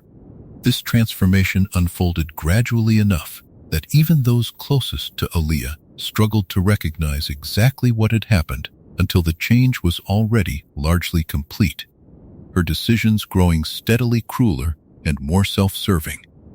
her private relationships increasingly manipulative and destructive, including a deeply troubling romantic entanglement with Duncan Idaho, the same loyal Gola who had once helped save Paul's life, now drawn into a relationship that served the possessing Baron's own twisted purposes far more than it served Alia's genuine well-being. Whatever remained of her true self, still trapped somewhere beneath her grandfather's dominant control. Jessica, Paul's own mother, returned to Arrakis during this period, after years spent largely away from imperial politics, and recognized almost immediately, with the trained perception only a fully realized Reverend Mother could bring to the situation, exactly what had happened to her daughter. Her attempts to reach whatever remained of the true Alia beneath the Baron's possession met with growing hostility and resistance, since the possessing personality understood clearly that Jessica's continued presence and awareness represented a genuine threat to its continued, comfortable control over Alia's body and position. The wider political conspiracy against House Atreides continued developing throughout this same period of internal Atreides crisis, with House Atreides' remaining loyalists working increasingly closely with a woman named Wensisya, sister to the deposed emperor's line, plotting actively against the young twins Leto and Ganima, using methods that included attempts at outright assassination, alongside subtler forms of political manipulation designed to destabilize whatever legitimate authority the Atreides regency still commanded. Leto himself, still young but increasingly aware of both his aunt's tragic internal collapse and the mounting external threats surrounding his family, began during this period developing the first threads of an extraordinary personal vision regarding humanity's own long-term future. A vision drawing on both his own considerable prescient capability and on ancestral memories reaching back across countless generations, one that would eventually crystallize into a plan so vast and so strange that almost no one around him, watching a mere child work through these early realizations, could have possibly anticipated where it would ultimately lead him. The crisis surrounding Alia's possession finally reached its devastating conclusion when the fully Baron-dominated Alia, cornered by mounting political and personal pressures she could no longer adequately navigate, even with her grandfather's own considerable cunning guiding her, took her own life by throwing herself from a high window of her own palace, ending both her physical existence and the Baron's parasitic control over her in the same terrible final moment. A tragedy that struck everyone who had once genuinely loved the frightened, brilliant girl she had been before her inherited burden finally overwhelmed her completely. Her death removed one significant obstacle from the growing conspiracy against House Atreides, even as it clarified, with devastating finality, exactly how real and how dangerous the abomination risk that both remaining twins still carried within themselves truly was. A lesson Leto in particular absorbed with a seriousness that would shape every major decision of his own remarkably long life still to come. The particular mechanism by which Alia's possession unfolded reveals something important about the genuine risks inherent in preborn awareness that this history has already touched upon in earlier chapters, since the danger was never simply one of a child possessing too much knowledge too young, but rather the risk that among the countless ancestral personalities available to a preborn mind's internal awareness, one sufficiently strong and sufficiently determined might gradually assert itself over the child's own developing sense of self, especially during periods of significant psychological stress of exactly the kind Alia's demanding regency continued placing upon her across so many difficult years. Duncan Idaho's own tragic entanglement with the possessed Alia carried particular weight given his own long history of loyal service to House Atreides across two separate lifetimes. His genuine devotion to the family exploited by the possessing Baron's personality in ways that caused him considerable private anguish once the true nature of what had happened to Alia eventually became clear to him. A betrayal of trust that echoed, in its own way, the original betrayal Dr. Yue had once been forced into so many years before this same terrible pattern repeated itself within House Atreides once again. Jessica's own grief at recognizing her daughter's tragic fate, having returned to Arrakis specifically hoping to help guide the twins through their own dangerous preborn childhood, added another layer of sorrow to a homecoming that offered her considerably less comfort and considerably more heartbreak than she had originally hoped to find waiting for her there after so many years spent, largely away from the family and the world that had defined so much of her own extraordinary life. The political fallout following Alia's death forced an already fragile regency structure into genuine crisis, with House Carino loyalists moving quickly to exploit the sudden leadership vacuum, and the twins themselves, still young but now forced into direct responsibility for their own protection and their house's continued survival,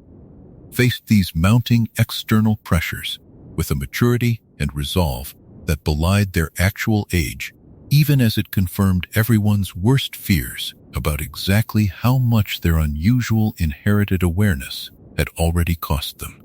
The wider Bene Gesserit sisterhood's own reaction to Aaliyah's tragic possession and death carried genuine institutional weight, since her case represented one of the clearest, most public confirmations of exactly the abomination risk their oldest traditions had always warned against, strengthening the sisterhood's own long-standing caution around pre-born awareness, even as the twins, Leto and Ganima, watched now with redoubled concern, continued carrying that same fundamental risk within themselves, regardless of how carefully the wider order might wish the danger simply away. Reports of Aaliyah's final months, growing increasingly cruel and increasingly erratic, even to observers who had not yet grasped the true cause behind her transformation, later provided historians studying this period with a valuable, if painful, case study in exactly how gradually and how convincingly a possession of this kind could unfold, offering warning signs that, in retrospect, seemed clearer than they had ever appeared to those living through the slow tragedy in real time. Leto and Ganima, watching their aunt's tragic fall unfold from close proximity, carried that hard lesson forward into every careful choice they made about their own inherited awareness from that day onward. Up next in Chapter 13, the boy who chose to become a worm will uncover the extraordinary transformation Leto II chose to undergo, and the strange, terrible vision he called the Golden Path. In the aftermath of his Aunt Alia's tragic death, young Leto II faced the same conspiracies and dangers that had claimed her, including a direct assassination attempt orchestrated by House Corino loyalists that killed his grandmother's household guard and very nearly claimed his own life and his sister Ganima's alongside it. Leto survived this attack in large part through his own carefully developed prescient awareness, and in its aftermath made the decision to disappear entirely from public view, faking his own death and vanishing into the deep desert, much as his father Paul had once done before him. Though for reasons considerably more strange and more far-reaching than simple survival alone. During this period of self-imposed exile, Leto encountered a particular strain of sand trout, the immature larval form of the great sandworms themselves, tiny creatures whose skin, when applied directly to human flesh, could bond permanently with a person's body, granting extraordinary strength, near invulnerability, and dramatically extended life at the terrible cost of a slow, irreversible transformation away from ordinary humanity entirely. Leto chose, with full and deliberate awareness of exactly what this choice would eventually cost him, to bond with a colony of these creatures, beginning a transformation that would, across the following years, gradually turn his own human body into something closer to the great worms themselves. His reasoning for accepting so extraordinary and so personally devastating a sacrifice rested on the culmination of the extraordinary vision he had been developing since childhood, a plan he called the Golden Path, the only future among the countless branching possibilities his prescient awareness could perceive that avoided total human extinction across the very long term. Leto had seen, with a clarity his father Paul's own more limited prescient range had never fully achieved, that humanity's dependence on prescient guidance itself, if left unchecked across enough generations, would eventually lead to a kind of species-wide stagnation and vulnerability, a single predictable path that some future enemy or catastrophe could eventually exploit to wipe out humanity entirely. The Golden Path required, in Leto's own considered judgment, an extraordinarily long period of enforced peace and stagnation under a single, absolute, and effectively immortal ruler, a tyranny so complete and so unavoidable that it would eventually provoke, once it finally ended, an overwhelming human hunger for genuine freedom and unpredictability. scattering humanity so widely and so unpredictably across the universe that no single future threat could ever again locate and destroy the entire species at once. Leto understood that he alone, transformed into something no longer fully human and granted a lifespan potentially stretching across thousands of years, was uniquely positioned to serve as that necessary tyrant. A role he accepted not from any desire for power, but from a grim, carefully calculated sense of necessary sacrifice. Ghanima, his twin sister, made a different choice entirely. One arrived at through careful joint planning with Leto during the period before his transformation began in earnest. Rather than share in her brother's extraordinary and terrible sacrifice, Ghanima chose to have her own memories of these events carefully suppressed, living out a more ordinary life as Farad'n's eventual wife. A political marriage that helped stabilize relations between House Atreides and the remaining Carino line, while Leto alone carried forward the full weight and memory of the plan they had once discussed together as children. Leto's physical transformation continued steadily across the following years, his skin gradually hardening into something resembling the tough, segmented hide of the sandworms whose larval form he had bonded with, his human features slowly submerging beneath a form that granted him near total invulnerability to conventional harm, while permanently severing him from any possibility of ordinary human touch, relationship, or physical intimacy ever again. By the time this transformation had fully completed, Leto II had become something the wider Imperium had never before encountered, and would spend the next 3,000 years learning to fear, resent, and, in some strange and complicated way, depend upon completely. A god emperor, both fully in control of human destiny and fully removed from ordinary human experience, beginning a reign whose sheer duration would eventually make even Paul's own remarkable rise seem, by comparison, only a brief prelude to something considerably larger and stranger still. The sand trout Leto encountered and chose to bond with represented,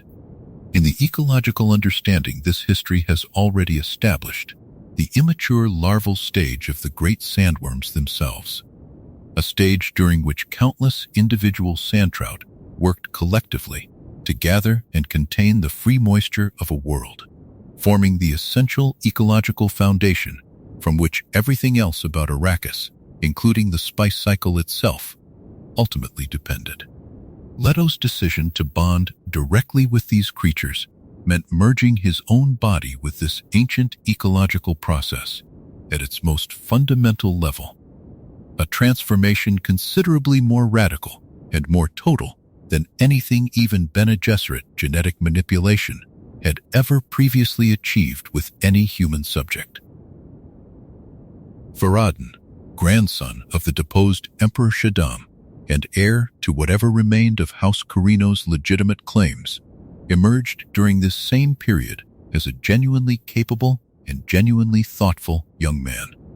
His eventual marriage to Ghanima, representing not merely political convenience, but a carefully considered choice on both their parts. One that helped stabilize relations between the two once bitterly opposed houses, while allowing Ghanima the more ordinary life she and her brother had agreed, together, that she deserved to have. The philosophical weight of Leto's chosen sacrifice deserves particular consideration within this history, since he alone among every figure this account has traced so far possessed both the prescient vision necessary to fully understand the catastrophic alternative future he was working to prevent, and the willingness to accept a personal cost so total and so permanent that it placed him, by the time his transformation fully completed, entirely beyond any further possibility of ordinary human connection, comfort, or relationship for the whole of his own impossibly extended life. Ghanima's own quiet grief at watching her twin brother deliberately choose a path that would permanently separate them, ending forever the close, unusual companionship that had defined their entire shared childhood remained one of the more genuinely human moments in an otherwise vast, strange, and increasingly cosmic unfolding story. A reminder that even amid galaxy-spanning stakes, this history never fully lost sight of the personal, individual costs its largest transformations always demanded of the people living through them. Leto's careful, deliberate staging of his own apparent death before beginning his transformation in earnest required considerable planning and considerable assistance from those few who understood and supported his true purpose. Since maintaining the fiction of his death long enough to complete the dangerous, gradual sand-trout bonding process without outside interference from either House Carino conspirators or well-meaning family members who might otherwise have tried to stop him, demanded a level of careful secrecy, matching anything his own father Paul had once required during his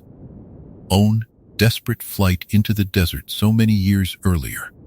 The physical sensations and gradual loss of ordinary human feeling Leto experienced during his transformation,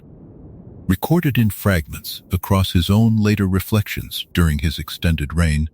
offer this history a rare, deeply personal window into just how total and how irreversible his chosen sacrifice actually proved to be.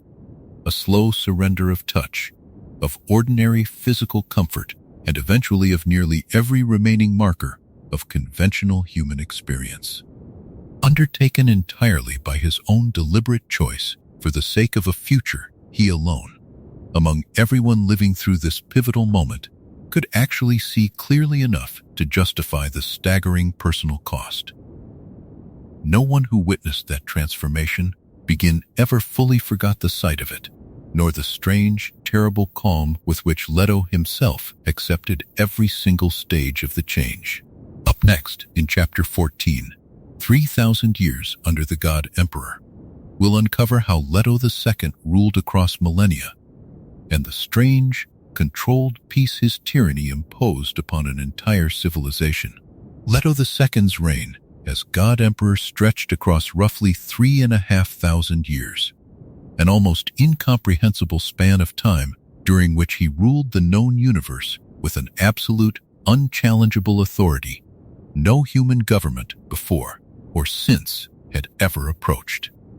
His own transformed body granting him a lifespan and an invulnerability that made conventional rebellion against him essentially futile for the entire duration of his rule.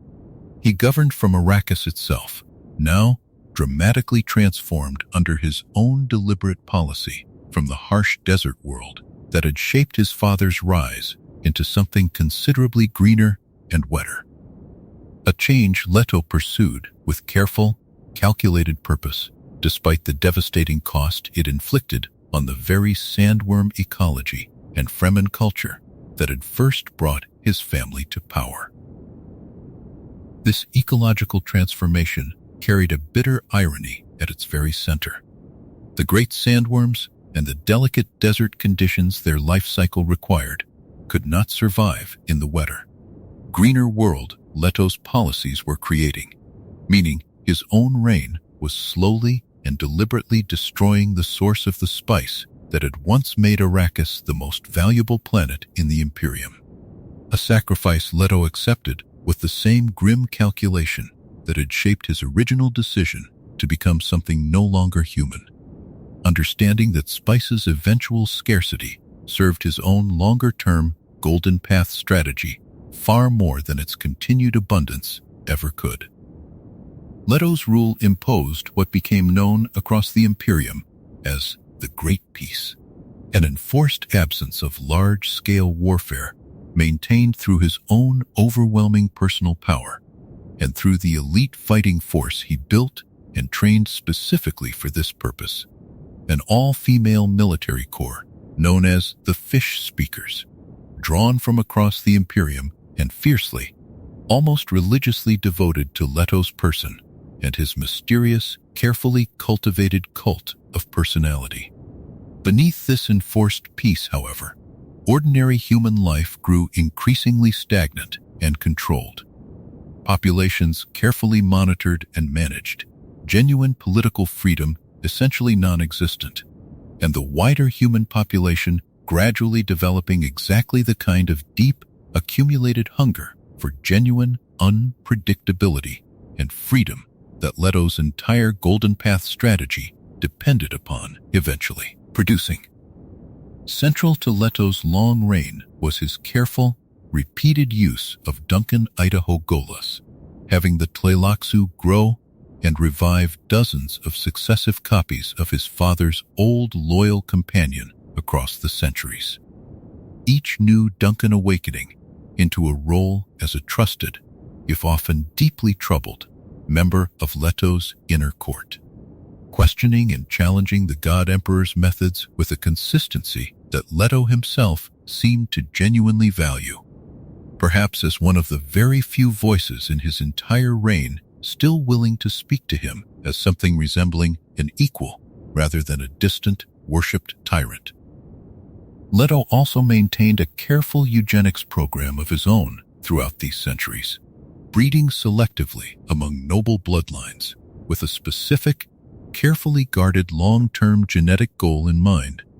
working steadily toward the eventual production of a person whose prescient invisibility, an ability to move entirely outside the reach of prescient vision, including Leto's own considerable awareness, would eventually prove essential to breaking his own tyranny and completing the Golden Path's final necessary phase. Siona Atreides, born late in Leto's long reign from this same careful breeding program, emerged as exactly this kind of prescient, invisible individual.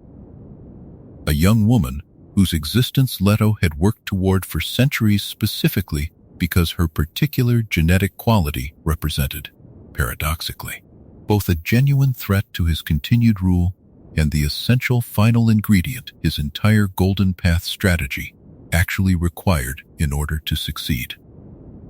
As Siona grew into adulthood, increasingly drawn into rebellious activity against the very God Emperor whose careful breeding program had, without her own knowledge, deliberately produced her, the long, patient centuries of Leto's strange tyranny were finally approaching the moment he himself had foreseen and prepared for since the very beginning of his transformation, so many thousands of years before. The Fish Speakers, Leto's devoted all-female military and administrative corps, occupied a unique position within his 3,000-year rule, serving simultaneously as his enforcers, his bureaucrats, and in a sense his priesthood, maintaining a fierce and genuine devotion to Leto's person that he cultivated carefully across the centuries, understanding that a stable, loyal institutional structure would prove essential to maintaining his enforced peace across a span of time longer than most entire civilizations had previously managed to survive intact.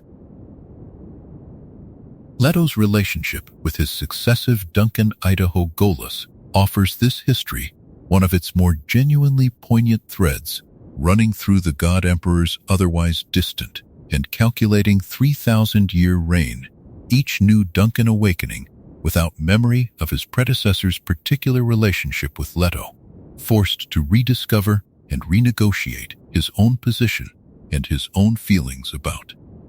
serving a transformed, no longer fully human ruler who nonetheless seemed to genuinely value Duncan's persistent willingness to question and challenge him in ways virtually no one else across the entire Imperium still dared to attempt. The particular cruelty and necessity Leto saw in his own careful eugenics program, breeding across centuries toward a specific genetic outcome, without those being bred ever fully understanding the true purpose driving the pairings and arrangements Leto's own careful calculation determined necessary, mirrored, in its own uncomfortable way, the same kind of long-term genetic manipulation the Bene Gesserit sisterhood had once practiced upon his own father's bloodline, a continuation of exactly the kind of controlling, manipulative pattern Leto's own Golden Path was ultimately, paradoxically, working to permanently end. The wider population, living under Leto's 3,000-year rule, experienced this extended era in ways that varied enormously depending on their proximity to imperial power and their willingness to accept the constraints his enforced peace imposed on ordinary ambition and ordinary political expression, many simply adapting across generations to a stable, predictable existence that, whatever its deeper costs, offered a genuine absence of the large-scale warfare and chaos that had characterized so much of the Imperium's earlier history under more conventional, more contested forms of rule. Leto's own careful cultivation of a religious mythology around his person, drawing deliberately on his father Paul's own earlier prophetic legacy, while adding new layers specific to his own transformed, godlike nature, served practical political purposes, even as it reflected something genuinely closer to how Leto himself had actually come to understand his own strange, extended existence across so many centuries, removed from ordinary human concerns and ordinary human company. Historians studying this period afterward have noted the particular psychological toll evident in Leto's own recorded reflections and private communications across these centuries. A being who had deliberately chosen total isolation from ordinary human connection for the sake of a plan whose success he would not live to see completed in any form he himself could recognize or personally enjoy. Even his fiercest critics among the scattered pockets of continued resistance across his long reign eventually conceded, however grudgingly, that Leto's rule had at least ended the kind of chaotic, unpredictable warfare that had characterized so much of the Imperium's earlier history. Up next, in Chapter 15, The Death of the Tyrant, we'll uncover how Leto II's long reign finally came to its end, and what his death set free across the entire Imperium. Siona's rebellious activities against Leto's rule eventually brought her into direct, careful contact with the current Duncanite Hogola serving in the God Emperor's court, and together the two of them began working, cautiously and at genuine personal risk, toward open resistance against a tyranny that had, by this point in Leto's extraordinarily long reign, come to feel to most of the Imperium's population like an unchangeable, permanent fact of existence, rather than something any living person could seriously hope to end. Leto himself, watching Siona's development and her growing rebellion with the same careful, patient calculation he had applied to every other aspect of his 3,000-year plan, understood that her prescient invisibility represented exactly the tool his golden path required to finally break humanity free of the very prescient control his own reign had spent millennia enforcing. He deliberately allowed her rebellion to develop, testing her capabilities and her judgment through a series of carefully engineered trials, working toward a final confrontation whose outcome he had, in his own way, already accepted and prepared for long before it actually arrived. That final confrontation came when Siona and Duncan, along with a small group of fellow conspirators, moved directly against Leto during one of his ceremonial appearances, luring him toward a bridge constructed specifically to give way beneath his tremendous transformed weight, sending him falling into the river below, a location chosen with careful awareness that water itself, the very substance sandworms and their sand trout larval form could never tolerate, represented the one genuine vulnerability Leto's otherwise near invulnerable transformed body still possessed after all these centuries. Leto's death in that river unfolded slowly rather than instantly, his transformed body beginning to dissolve and separate in the water into countless small sand trout, each one carrying a tiny fragment of the spice essence his own body had accumulated across thousands of years of transformation, effectively reseeding Arrakis with the very creatures whose ecology would, across the coming generations, eventually allow the great sandworms and the spice cycle itself to return to a planet Leto's own centuries of terraforming had nearly destroyed entirely. In his final words and final actions before his transformed body fully dissolved, Leto made clear to Siona and to the assembled witnesses of his death exactly what his entire reign had actually been working toward, revealing the golden path in full for essentially the first time to people outside his own private council, explaining that his centuries of enforced peace and stagnation had been building, deliberately and necessarily, toward exactly this moment, his own death, freeing humanity from prescient tyranny permanently. While his careful breeding program had simultaneously ensured that Siona and others like her, invisible to prescient sight, would guarantee that no future tyrant could ever again locate and control the whole of scattered humanity the way both he and his father before him once had. The Imperium that emerged in the immediate aftermath of Leto's death faced a genuinely unprecedented situation, an entire civilization structured for millennia around a single, absolute, and permanent ruler suddenly forced to reckon with his complete and final absence, while the Bene Gesserit, the Spacing Guild, the Tleilaxu, and countless other factions who had spent centuries operating carefully within the boundaries of Leto's tyranny scrambled to understand what genuine freedom, so long denied to all of them, might now actually require of a civilization that had largely forgotten how to function without a god emperor's guiding, controlling hand. What followed Leto's death was not, as some optimistic observers briefly hoped, any swift return to a simpler, more stable order, but rather the beginning of an entirely new and considerably stranger phase of human history. One this account will now follow as it unfolds across the centuries still to come. Siona's own journey toward open rebellion against Leto unfolded across a considerable period of careful, cautious development. Her natural prescient invisibility making her uniquely difficult for Leto's own considerable surveillance apparatus to track and predict. A genuine and deliberate blind spot within his own 3,000 years of otherwise near total awareness that he had,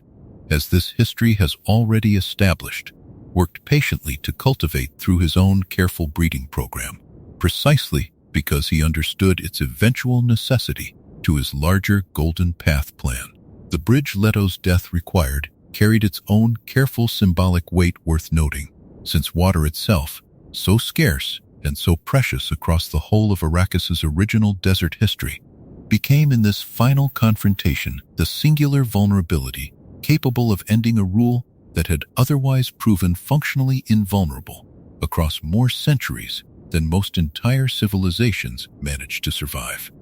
Intact, a fitting irony given how thoroughly Leto's own centuries of terraforming had already begun transforming his planet away from the harsh desert conditions that had first given his family and his transformed body their extraordinary power. The immediate political vacuum following Leto's death forced immediate, difficult decisions upon every faction that had spent centuries operating within the boundaries of his absolute rule. The Bene Gesserit and the Spacing Guild alike scrambling to understand what genuine political and religious authority might look like across an imperium suddenly, genuinely without any single central figure commanding automatic, unquestioned obedience for the first time in longer than living memory could readily recall. Word of the God Emperor's death spread across the Imperium with a speed that matched the shock it generated. Populations who had lived their entire lives under an assumption of Leto's permanent, unchallengeable presence forced overnight to reckon with a future genuinely open and genuinely uncertain for the first time in longer than anyone still living could actually remember experiencing themselves. Duncan Idaho's own presence at the scene of Leto's final death carried particular weight given his own long, strange history of successive revivals across the centuries of the God Emperor's reign. A loyal companion whose accumulated perspective across so many restored lives gave him a uniquely intimate understanding of exactly how far Leto had traveled, in every sense. From the young Duke's son Duncan had first sworn himself to protect so many thousands of years earlier, back before any of this long, transformative history had even properly begun. The careful, patient planning behind Leto's chosen manner of death, ensuring through his own deliberate calculation that his dissolving body would reseed Arrakis with exactly the sand trout population needed to eventually restore the planet's damaged spice cycle, reflected the same meticulous, long-term thinking that had characterized every other major decision of his impossibly extended reign. A final act of careful stewardship, even in the very moment of his own permanent ending.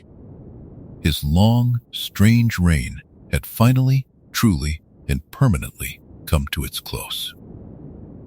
Up next in Chapter 16, The Scattering and the Long Silence, we'll uncover how humanity responded to its newfound freedom by fleeing outward into the unknown reaches of space, far beyond anywhere prescient sight could ever hope to follow them. In the centuries immediately following Leto II's death, the freedom his sacrifice had finally secured for humanity manifested first and most dramatically as an enormous, largely uncoordinated wave of emigration that later historians would come to call the Scattering. Countless ships and countless human communities fleeing outward into the deep unknown reaches of space, far beyond the traditional boundaries of the old Imperium, driven by exactly the hunger for genuine unpredictability and freedom from centralized control that Leto's own careful 3,000-year calculation had always predicted would eventually emerge once his tyranny finally ended. This scattering carried humanity into territories and circumstances no prescient vision, however powerful, could reliably track or predict.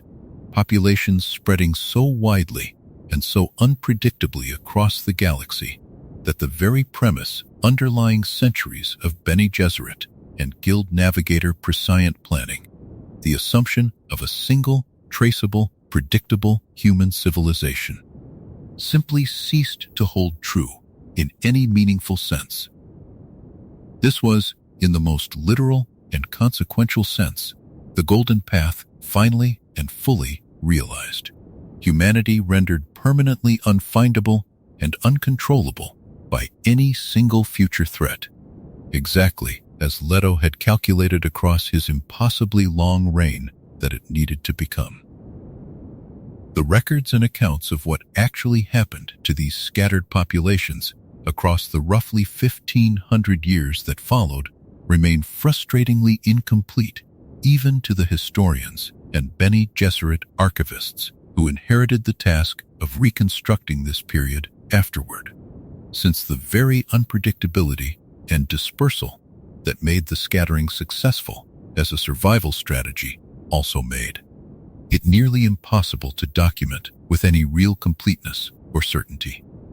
What is known with confidence is that this long silence eventually gave way to something considerably more alarming than simple continued dispersal, the return, from somewhere within those scattered, unknown territories, of a group of women who called themselves the Honored Mattress. Back within what remained of the old Imperium's core territories, the institutions that had once structured human civilization for millennia struggled to adapt to genuine independence after so many centuries under first Paul's and then Leto's absolute rule. The Bene Gesserit sisterhood, having lost its former ability to guide human breeding and political development through the kind of careful long-term planning Leto's own reign had rendered largely irrelevant, worked steadily to rebuild its influence and its relevance in this newly uncertain landscape, drawing on centuries of accumulated wisdom and discipline, even as it faced genuine uncertainty about its own continued purpose in a universe no longer organized around a single central authority to guide or resist. The Tleilaxu, meanwhile, continued their own secretive genetic work throughout this period, largely undisturbed, maintaining their unique monopoly on Gola technology and continuing in careful secrecy. Various genetic experiments and breeding projects whose full scope and purpose remained, even to outside observers who studied them closely, only partially understood. It was into this uncertain, gradually stabilizing post-imperial landscape that reports of the returning honored Matres began arriving with growing frequency and growing alarm, describing women who had clearly developed their own formidable version of combat and control techniques during their long centuries, scattered beyond the old Imperium's boundaries. Techniques that bore an unsettling resemblance to certain Bene Gesserit disciplines, while also displaying capabilities and a ruthless, almost predatory aggression that no sisterhood member had ever cultivated or condoned within their own much older and more disciplined traditions. These early, fragmentary reports of the honored Matres' return would prove, as the following years unfolded, to represent only the barest opening movement of a genuinely existential threat, one that would force the Bene Gesserit sisterhood into a desperate, prolonged struggle for its own survival against an enemy whose full origins and true purpose remained, even as open conflict finally began, deeply and troublingly unclear. The sheer scale of the scattering, involving what later historians would estimate as a substantial portion of the entire remaining human population choosing emigration into unknown, uncharted space rather than continued life within the old Imperium's more familiar but historically controlled territories, represented a demographic and cultural transformation without any real precedent in the whole of this long history.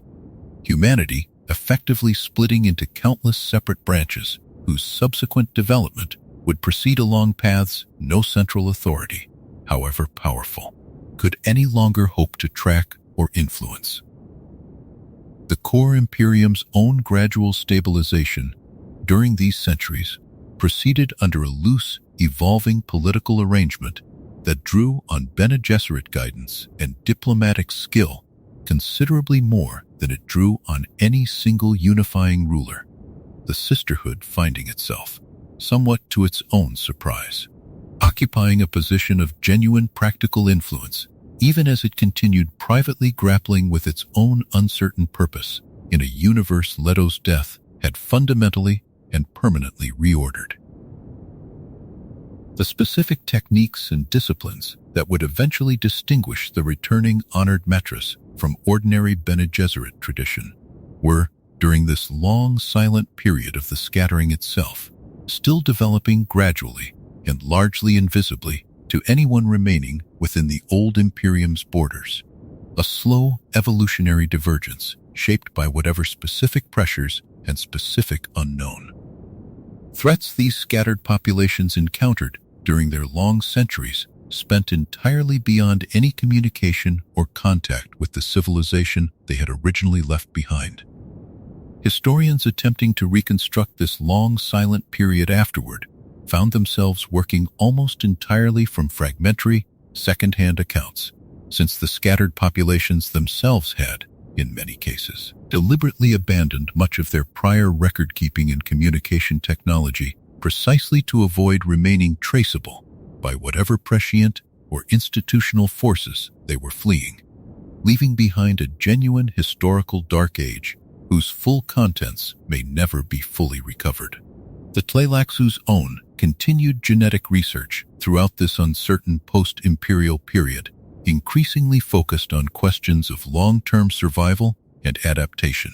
their traditional secrecy deepening even further as the wider political landscape grew less predictable and less centrally governed than it had been across the whole of Leto's long, controlling reign.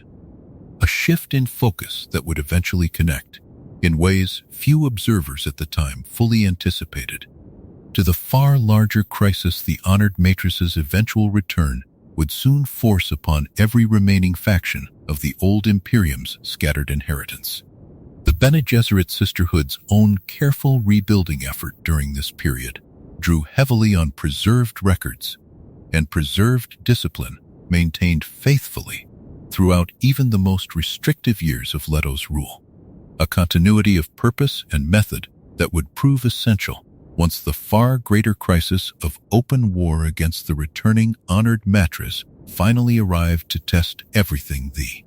Sisterhood had worked so patiently to preserve across so many previous centuries of change and uncertainty.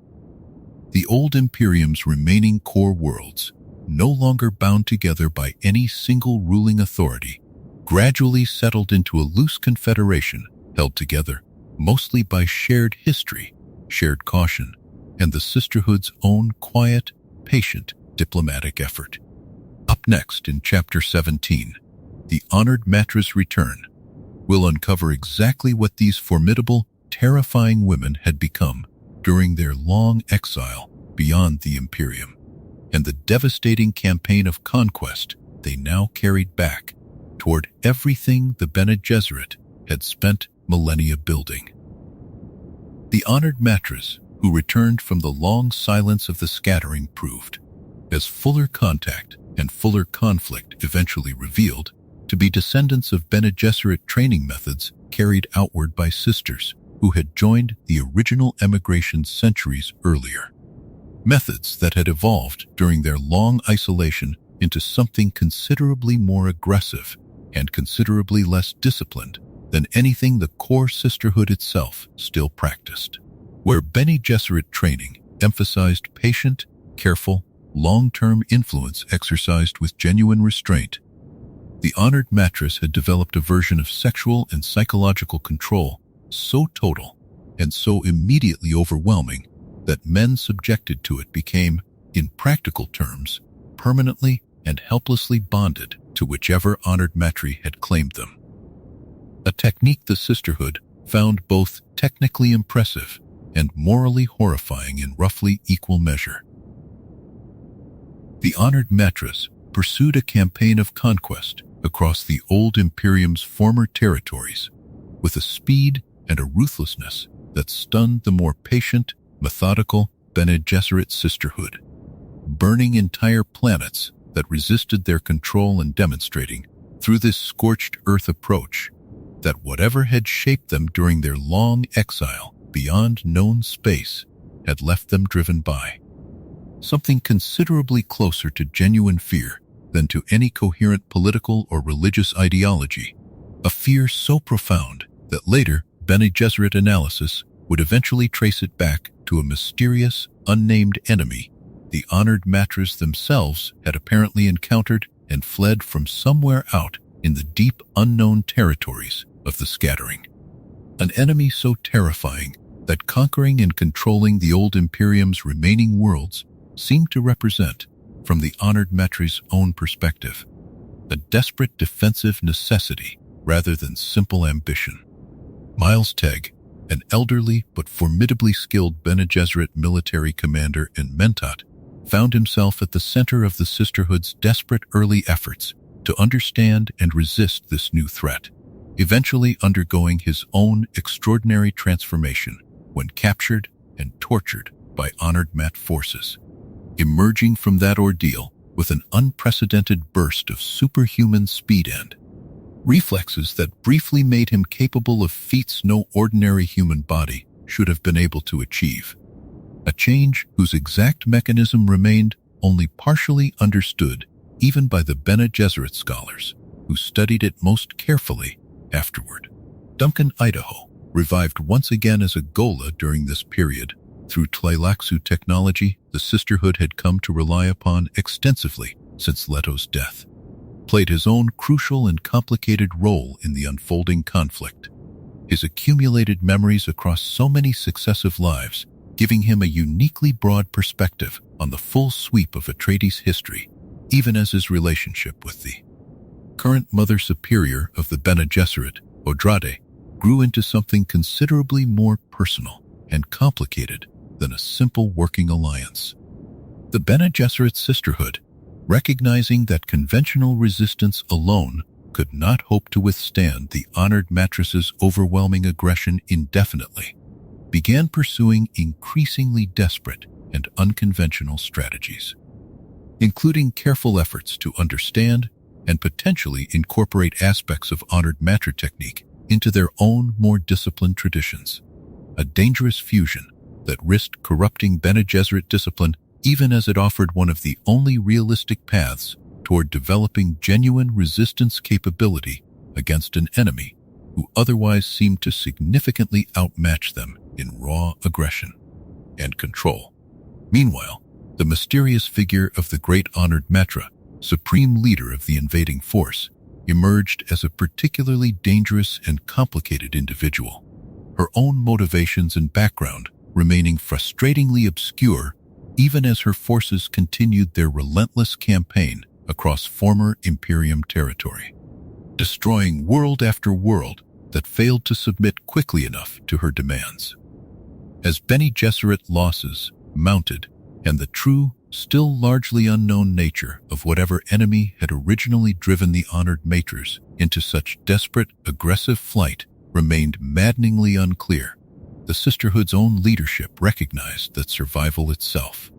not merely continued influence or historical relevance, had become the genuine stake of this entire unfolding conflict.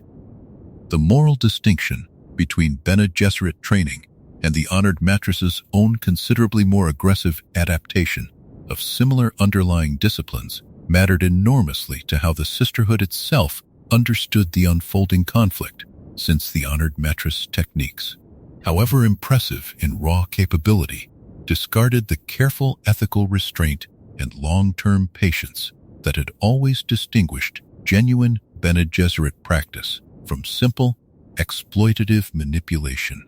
a difference the Sisterhood's own leadership clung to, with genuine conviction, even as the practical military reality of the war made such careful moral distinctions feel.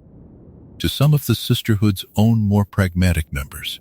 like an increasingly costly luxury they could no longer fully afford to maintain. The specific fear apparently driving Honored Matra aggression, whatever mysterious enemy had originally provoked it during their long years scattered beyond the Imperium's old borders, remained a subject of intense and largely inconclusive Bene Gesserit investigation throughout this period, with various theories and fragments of intelligence suggesting possibilities ranging from some kind of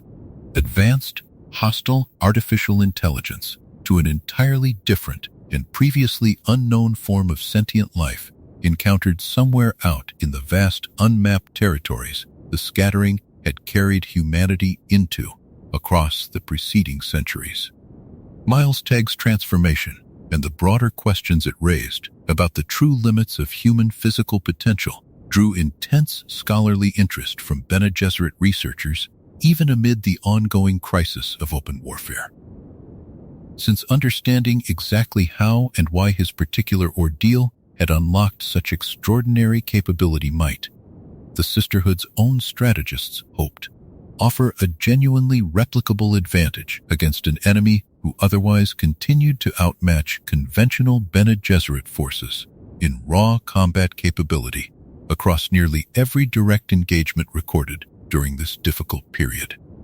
Whole worlds that resisted or simply failed to submit quickly enough to Honored Matre demands during this campaign found themselves reduced to ash within days of first contact. A scorched earth policy so consistently applied across so many different star systems that Bene Gesserit analysts eventually concluded the behavior reflected genuine, deeply held terror rather than mere conquering ambition, since ambition alone rarely bothers destroying the very resources and populations it might otherwise profit from controlling and exploiting over the longer term.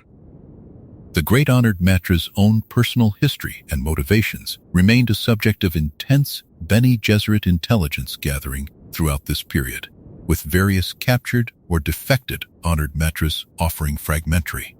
sometimes contradictory accounts of her rise to supreme leadership among her own people, though none of these accounts fully explained the deeper mystery of exactly what her forces had originally encountered out in the unmapped territories of the scattering that had driven them into such total, unrelenting flight. Individual defections from Honored Matre ranks back toward Bene Gesserit's sympathy, rare but genuinely significant when they occurred, offered the sisterhood valuable intelligence about internal honored matra culture and hierarchy, revealing an organization considerably more brittle and considerably more fear-driven beneath its overwhelming outward aggression than its terrifying battlefield reputation alone might otherwise have suggested to outside observers studying the conflict from a more comfortable distance. The war ground on, costly and uncertain, month after long month. Up next in Chapter 18, the Bene Gesserit's desperate war will uncover the Sisterhood's increasingly extreme strategies for survival and the uneasy alliance they forged with remnants of their oldest rivals, facing a genuine existential threat that conventional Bene Gesserit strategy alone could not adequately counter. Mother Superior Andrade pursued a series of increasingly bold and unconventional decisions during this desperate period, including forging a careful, deeply uneasy alliance with the Tleilaxu, the Sisterhood's own longtime rivals in matters of genetic manipulation and Gola technology. Recognizing that survival against the honored Matras required resources and capabilities neither faction could reliably develop, working entirely alone. Central to this developing alliance was renewed Bene Gesserit interest in the specific genetic and technical secrets the Tleilaxu had guarded jealously for centuries, including deeper questions about the true nature and origin of the mysterious axolot tanks used to grow Golas, and about certain other closely held Tleilaxu genetic techniques that Sisterhood researchers increasingly suspected might hold genuine strategic value against an enemy whose own capabilities seemed to draw on similarly unconventional biological and psychological manipulation. Miles Tegg's own transformed capabilities, granted through the trauma of honored Matra torture and captivity, made him an unusually valuable asset during this period of open warfare.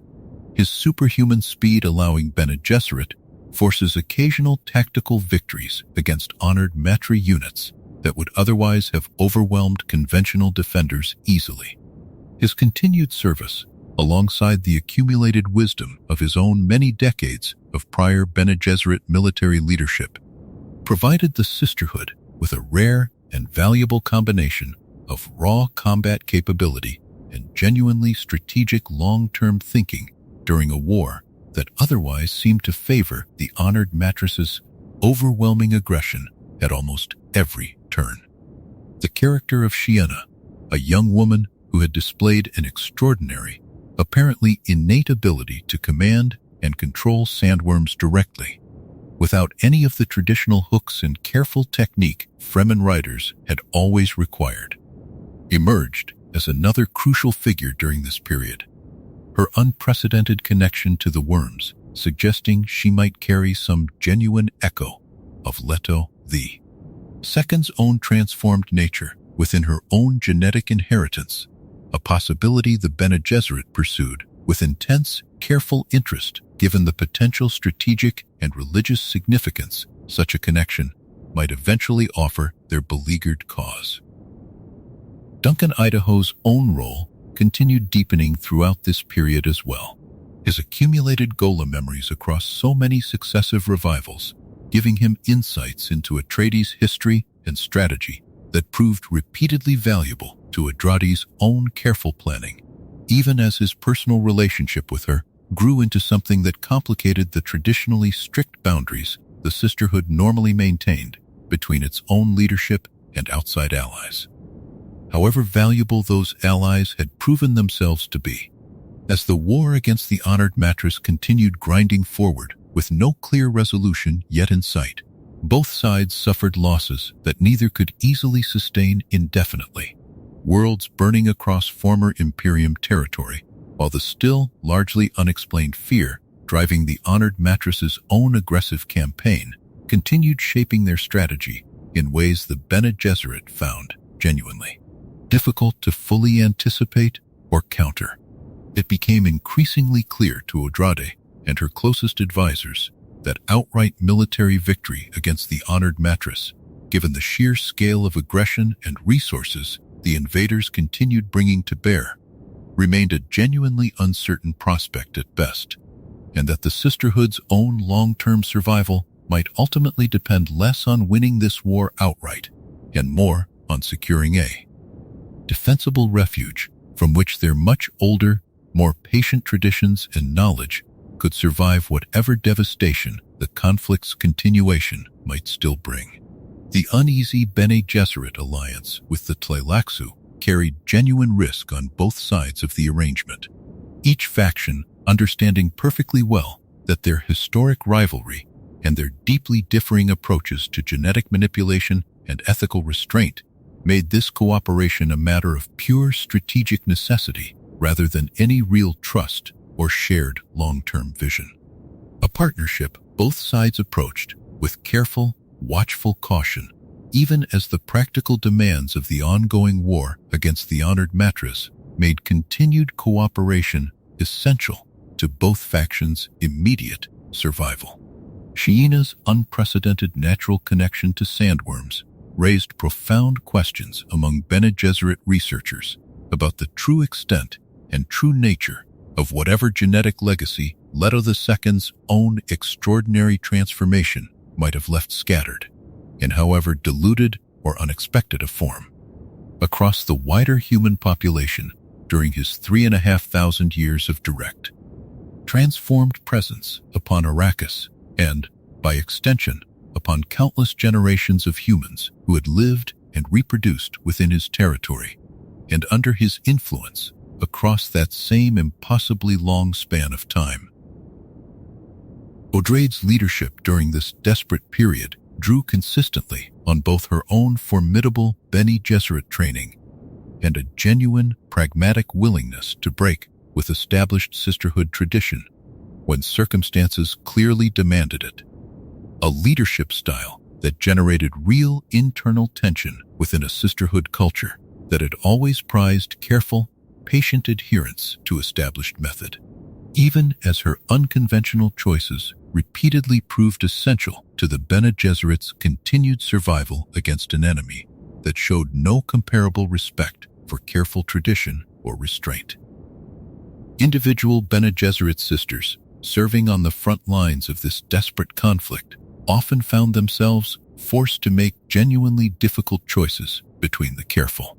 patient discipline their entire training had instilled in them and the harsher, more immediately effective tactics survival against the honored Matras increasingly seemed to demand.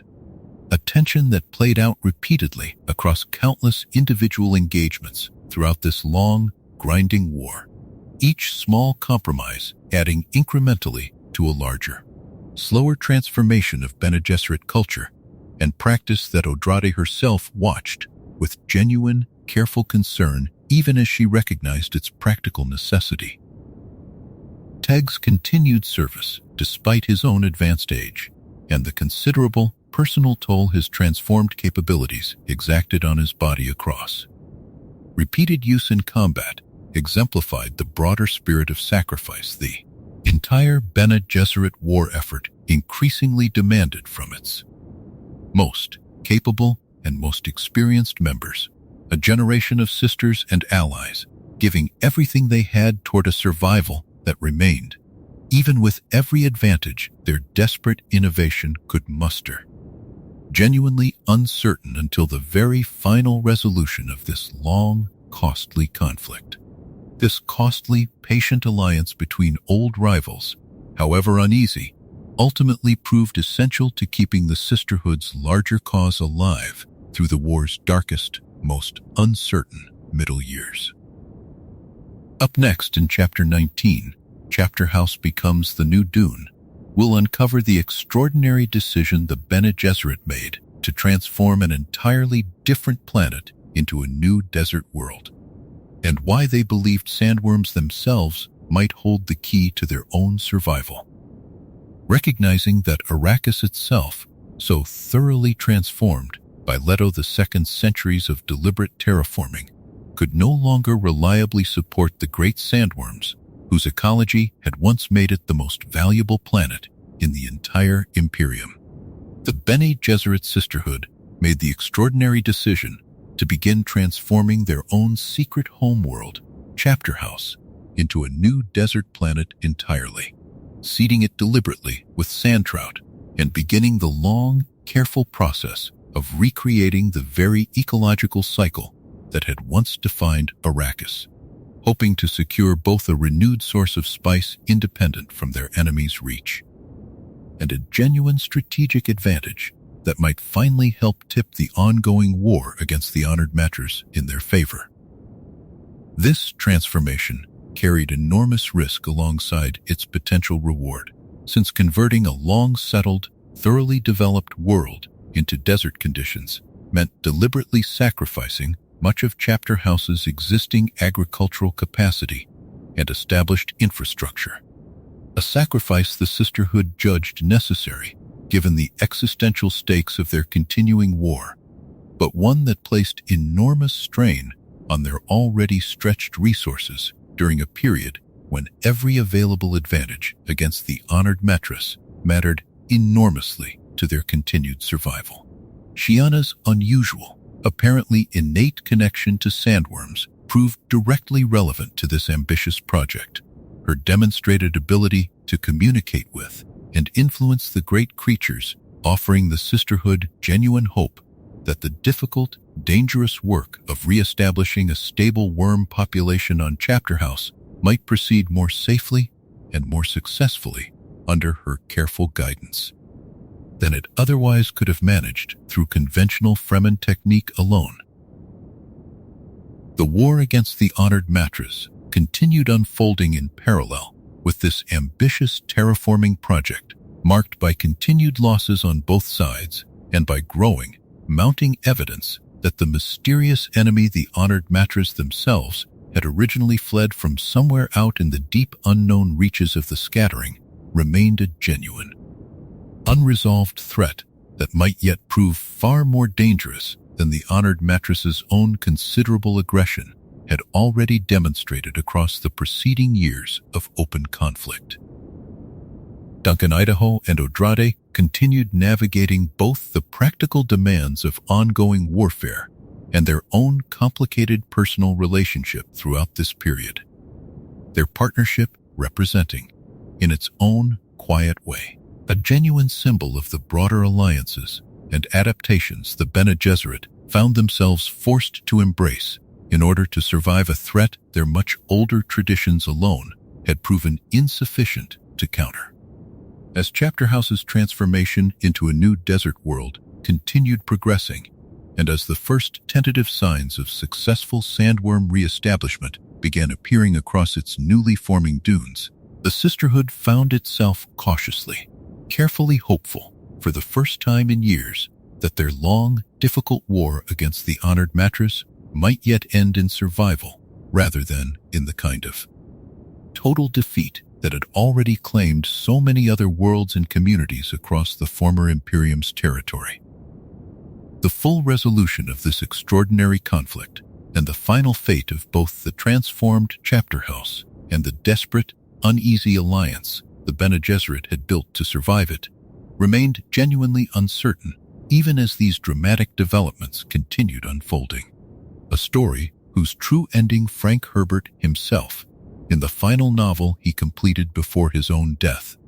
left carrying forward into territory still open, still unresolved, and still carrying the same essential tension between control and freedom that had shaped this entire long history since a single desert planet first drew House Atreides toward its fatal, transformative destiny so many thousands of years earlier. The deliberate sacrifice of Chapter House's established agricultural and infrastructural development in favor of desert transformation carried enormous political and practical weight within the Sisterhood's own ranks. Many older sisters expressing genuine private grief at watching their long-settled, carefully cultivated homeworld deliberately reshaped into the same harsh conditions their order's own histories described Arrakis as having once been. Before, Paul's rise and Leto's subsequent centuries of terraforming had changed that distant desert world so thoroughly and so permanently.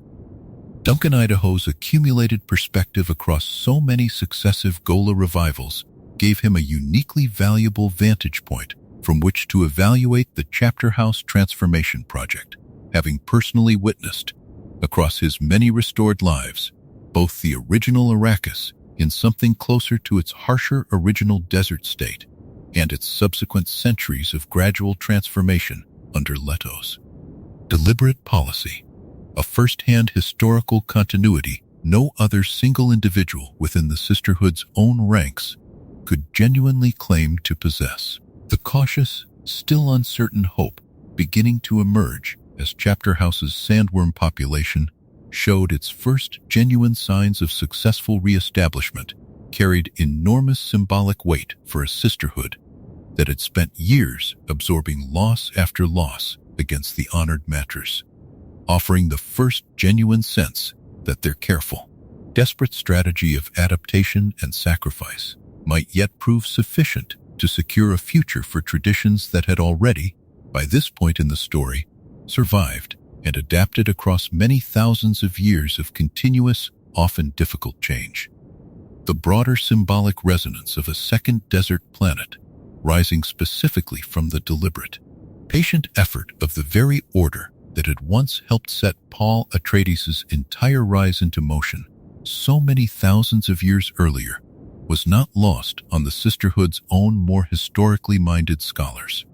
who noted, with a mixture of grim humor and genuine unease, that their order seemed destined to keep rebuilding variations of the same essential desert crucible,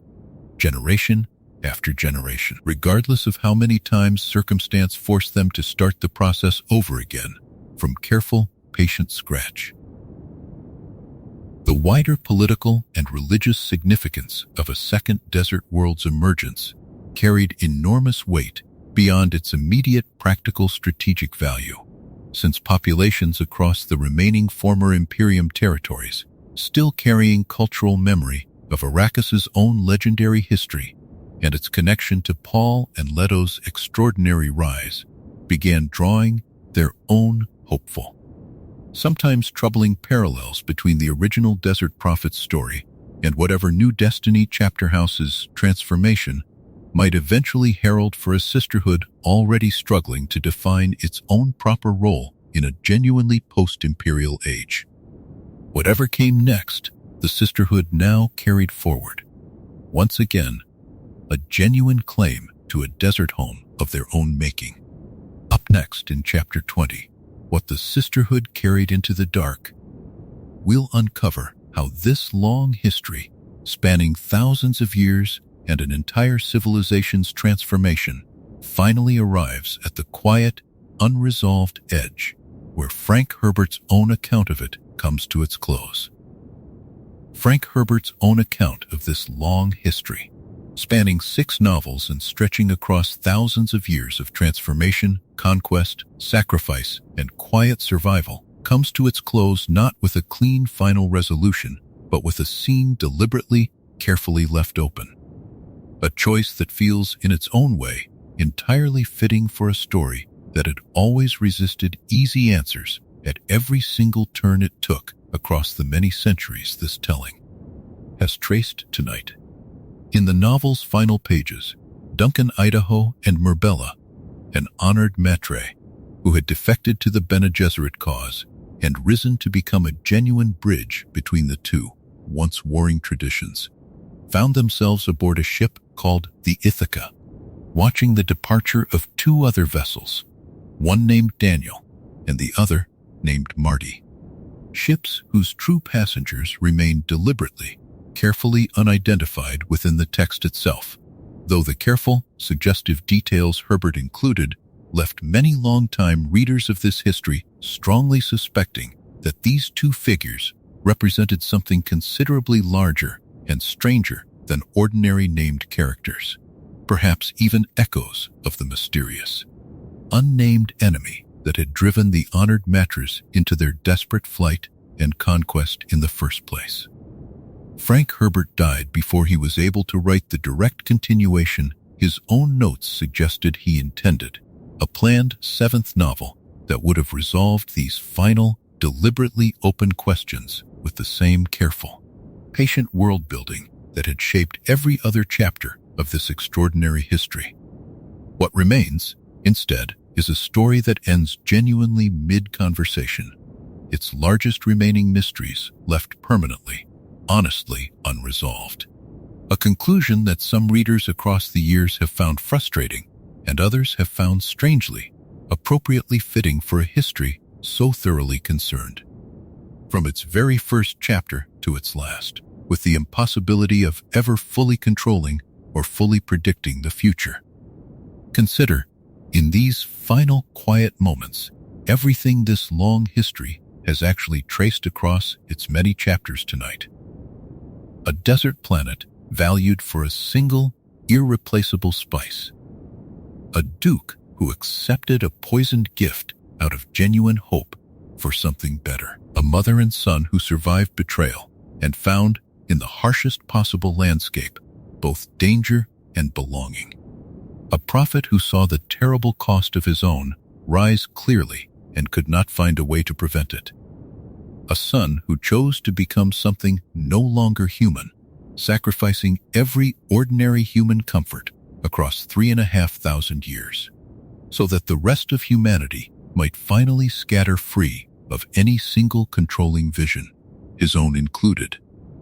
A sisterhood that outlasted empires, adapted to enemies stranger than any they had originally trained to face, and carried forward into an uncertain and unfinished future. Whatever patient wisdom still remained useful after so many thousands of years of change. What Frank Herbert seemed to understand, and what this long, careful history has tried to honor across every chapter tonight, is that no civilization, however powerful, however carefully planned across however many generations, ever truly reaches a final, settled state. There is always another scattering, another unknown enemy waiting somewhere past the edge of current knowledge, another quiet,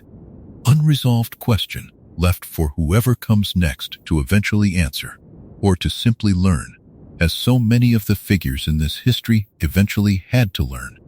to live alongside without ever fully resolving.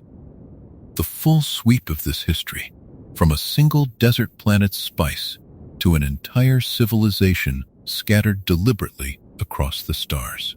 traces a shape Frank Herbert himself returned to again and again across all 6 of his novels. The danger of any single, absolute solution to human problems, however wise or however well-intentioned the figure proposing it might genuinely be. Paul's own prescient certainty, however impressive, led directly toward a jihad he despised. Leto's own 3,000-year peace, however carefully calculated, required a tyranny so total it nearly extinguished the very human unpredictability it was ultimately designed to protect. Even the Bene Gesserit's own patient, disciplined wisdom proved insufficient on its own once a genuinely unprecedented threat finally arrived from beyond the borders of everything their careful centuries of planning had ever prepared them to expect. Consider, too, the strange and genuinely remarkable fact that this entire sprawling history, spanning 6 novels and many thousands of years of imagined future time, grew from Frank Herbert's own careful, extensive research into ecology, religion, and the genuine real-world politics of oil-dependent nations. Research he began in the early 1960s, studying sand dune stabilization projects along the Oregon coast, long before Melange or Muad'Dib or the Golden Path had ever taken shape in his own imagination. That a study of shifting coastal sand eventually grew into a story spanning an entire imagined civilization's rise, tyranny, and difficult, hard-won freedom says something genuinely remarkable about how the smallest, most specific curiosity can, given enough patient attention, grow into something considerably larger than its author could have possibly first anticipated. Every figure this history has traced tonight, from Duke Leto's fatal, hopeful gamble to Siona's careful, dangerous rebellion.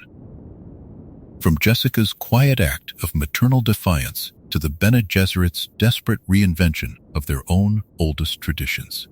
ultimately grappled with some version of the same essential question Frank Herbert seemed most interested in asking across his entire six-novel history. What does genuine freedom actually cost? And who among us is ever truly willing to pay that price in full,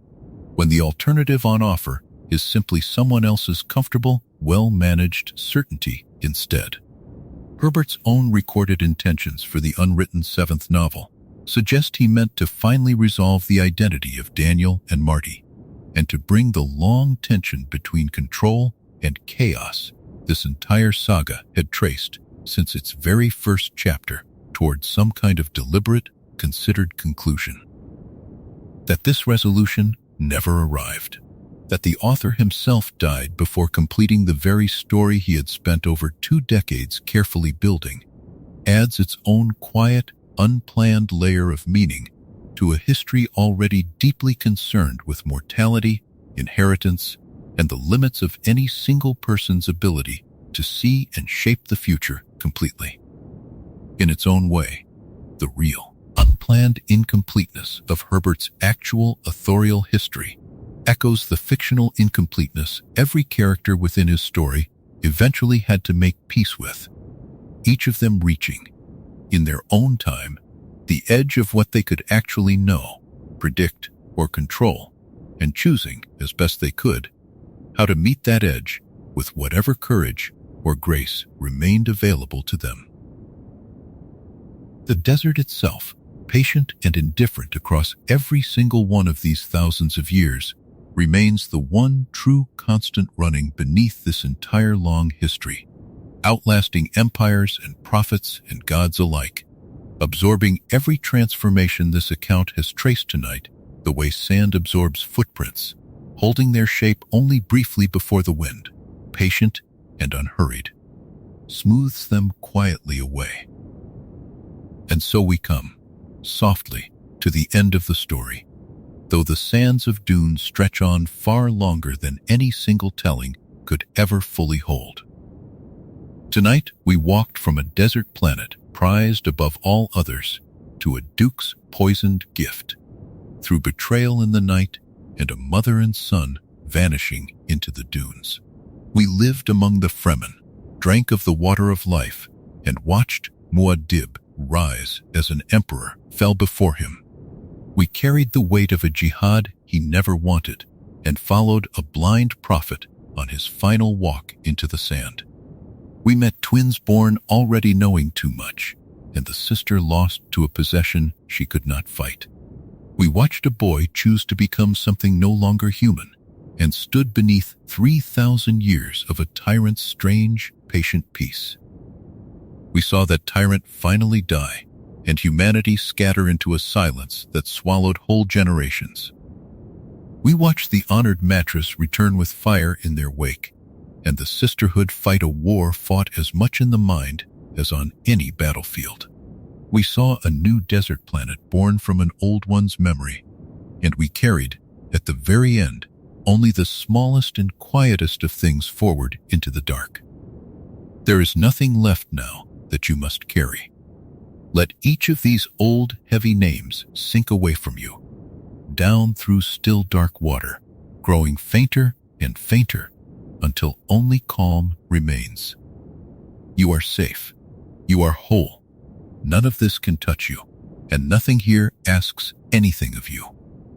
Let your breathing slow, and let the last of the day dissolve like mist over a quiet lake. Good night. If this long history carried you toward rest, stay with us, and let a gentle subscribe keep them coming. There are many more long, slow tales waiting for the nights ahead.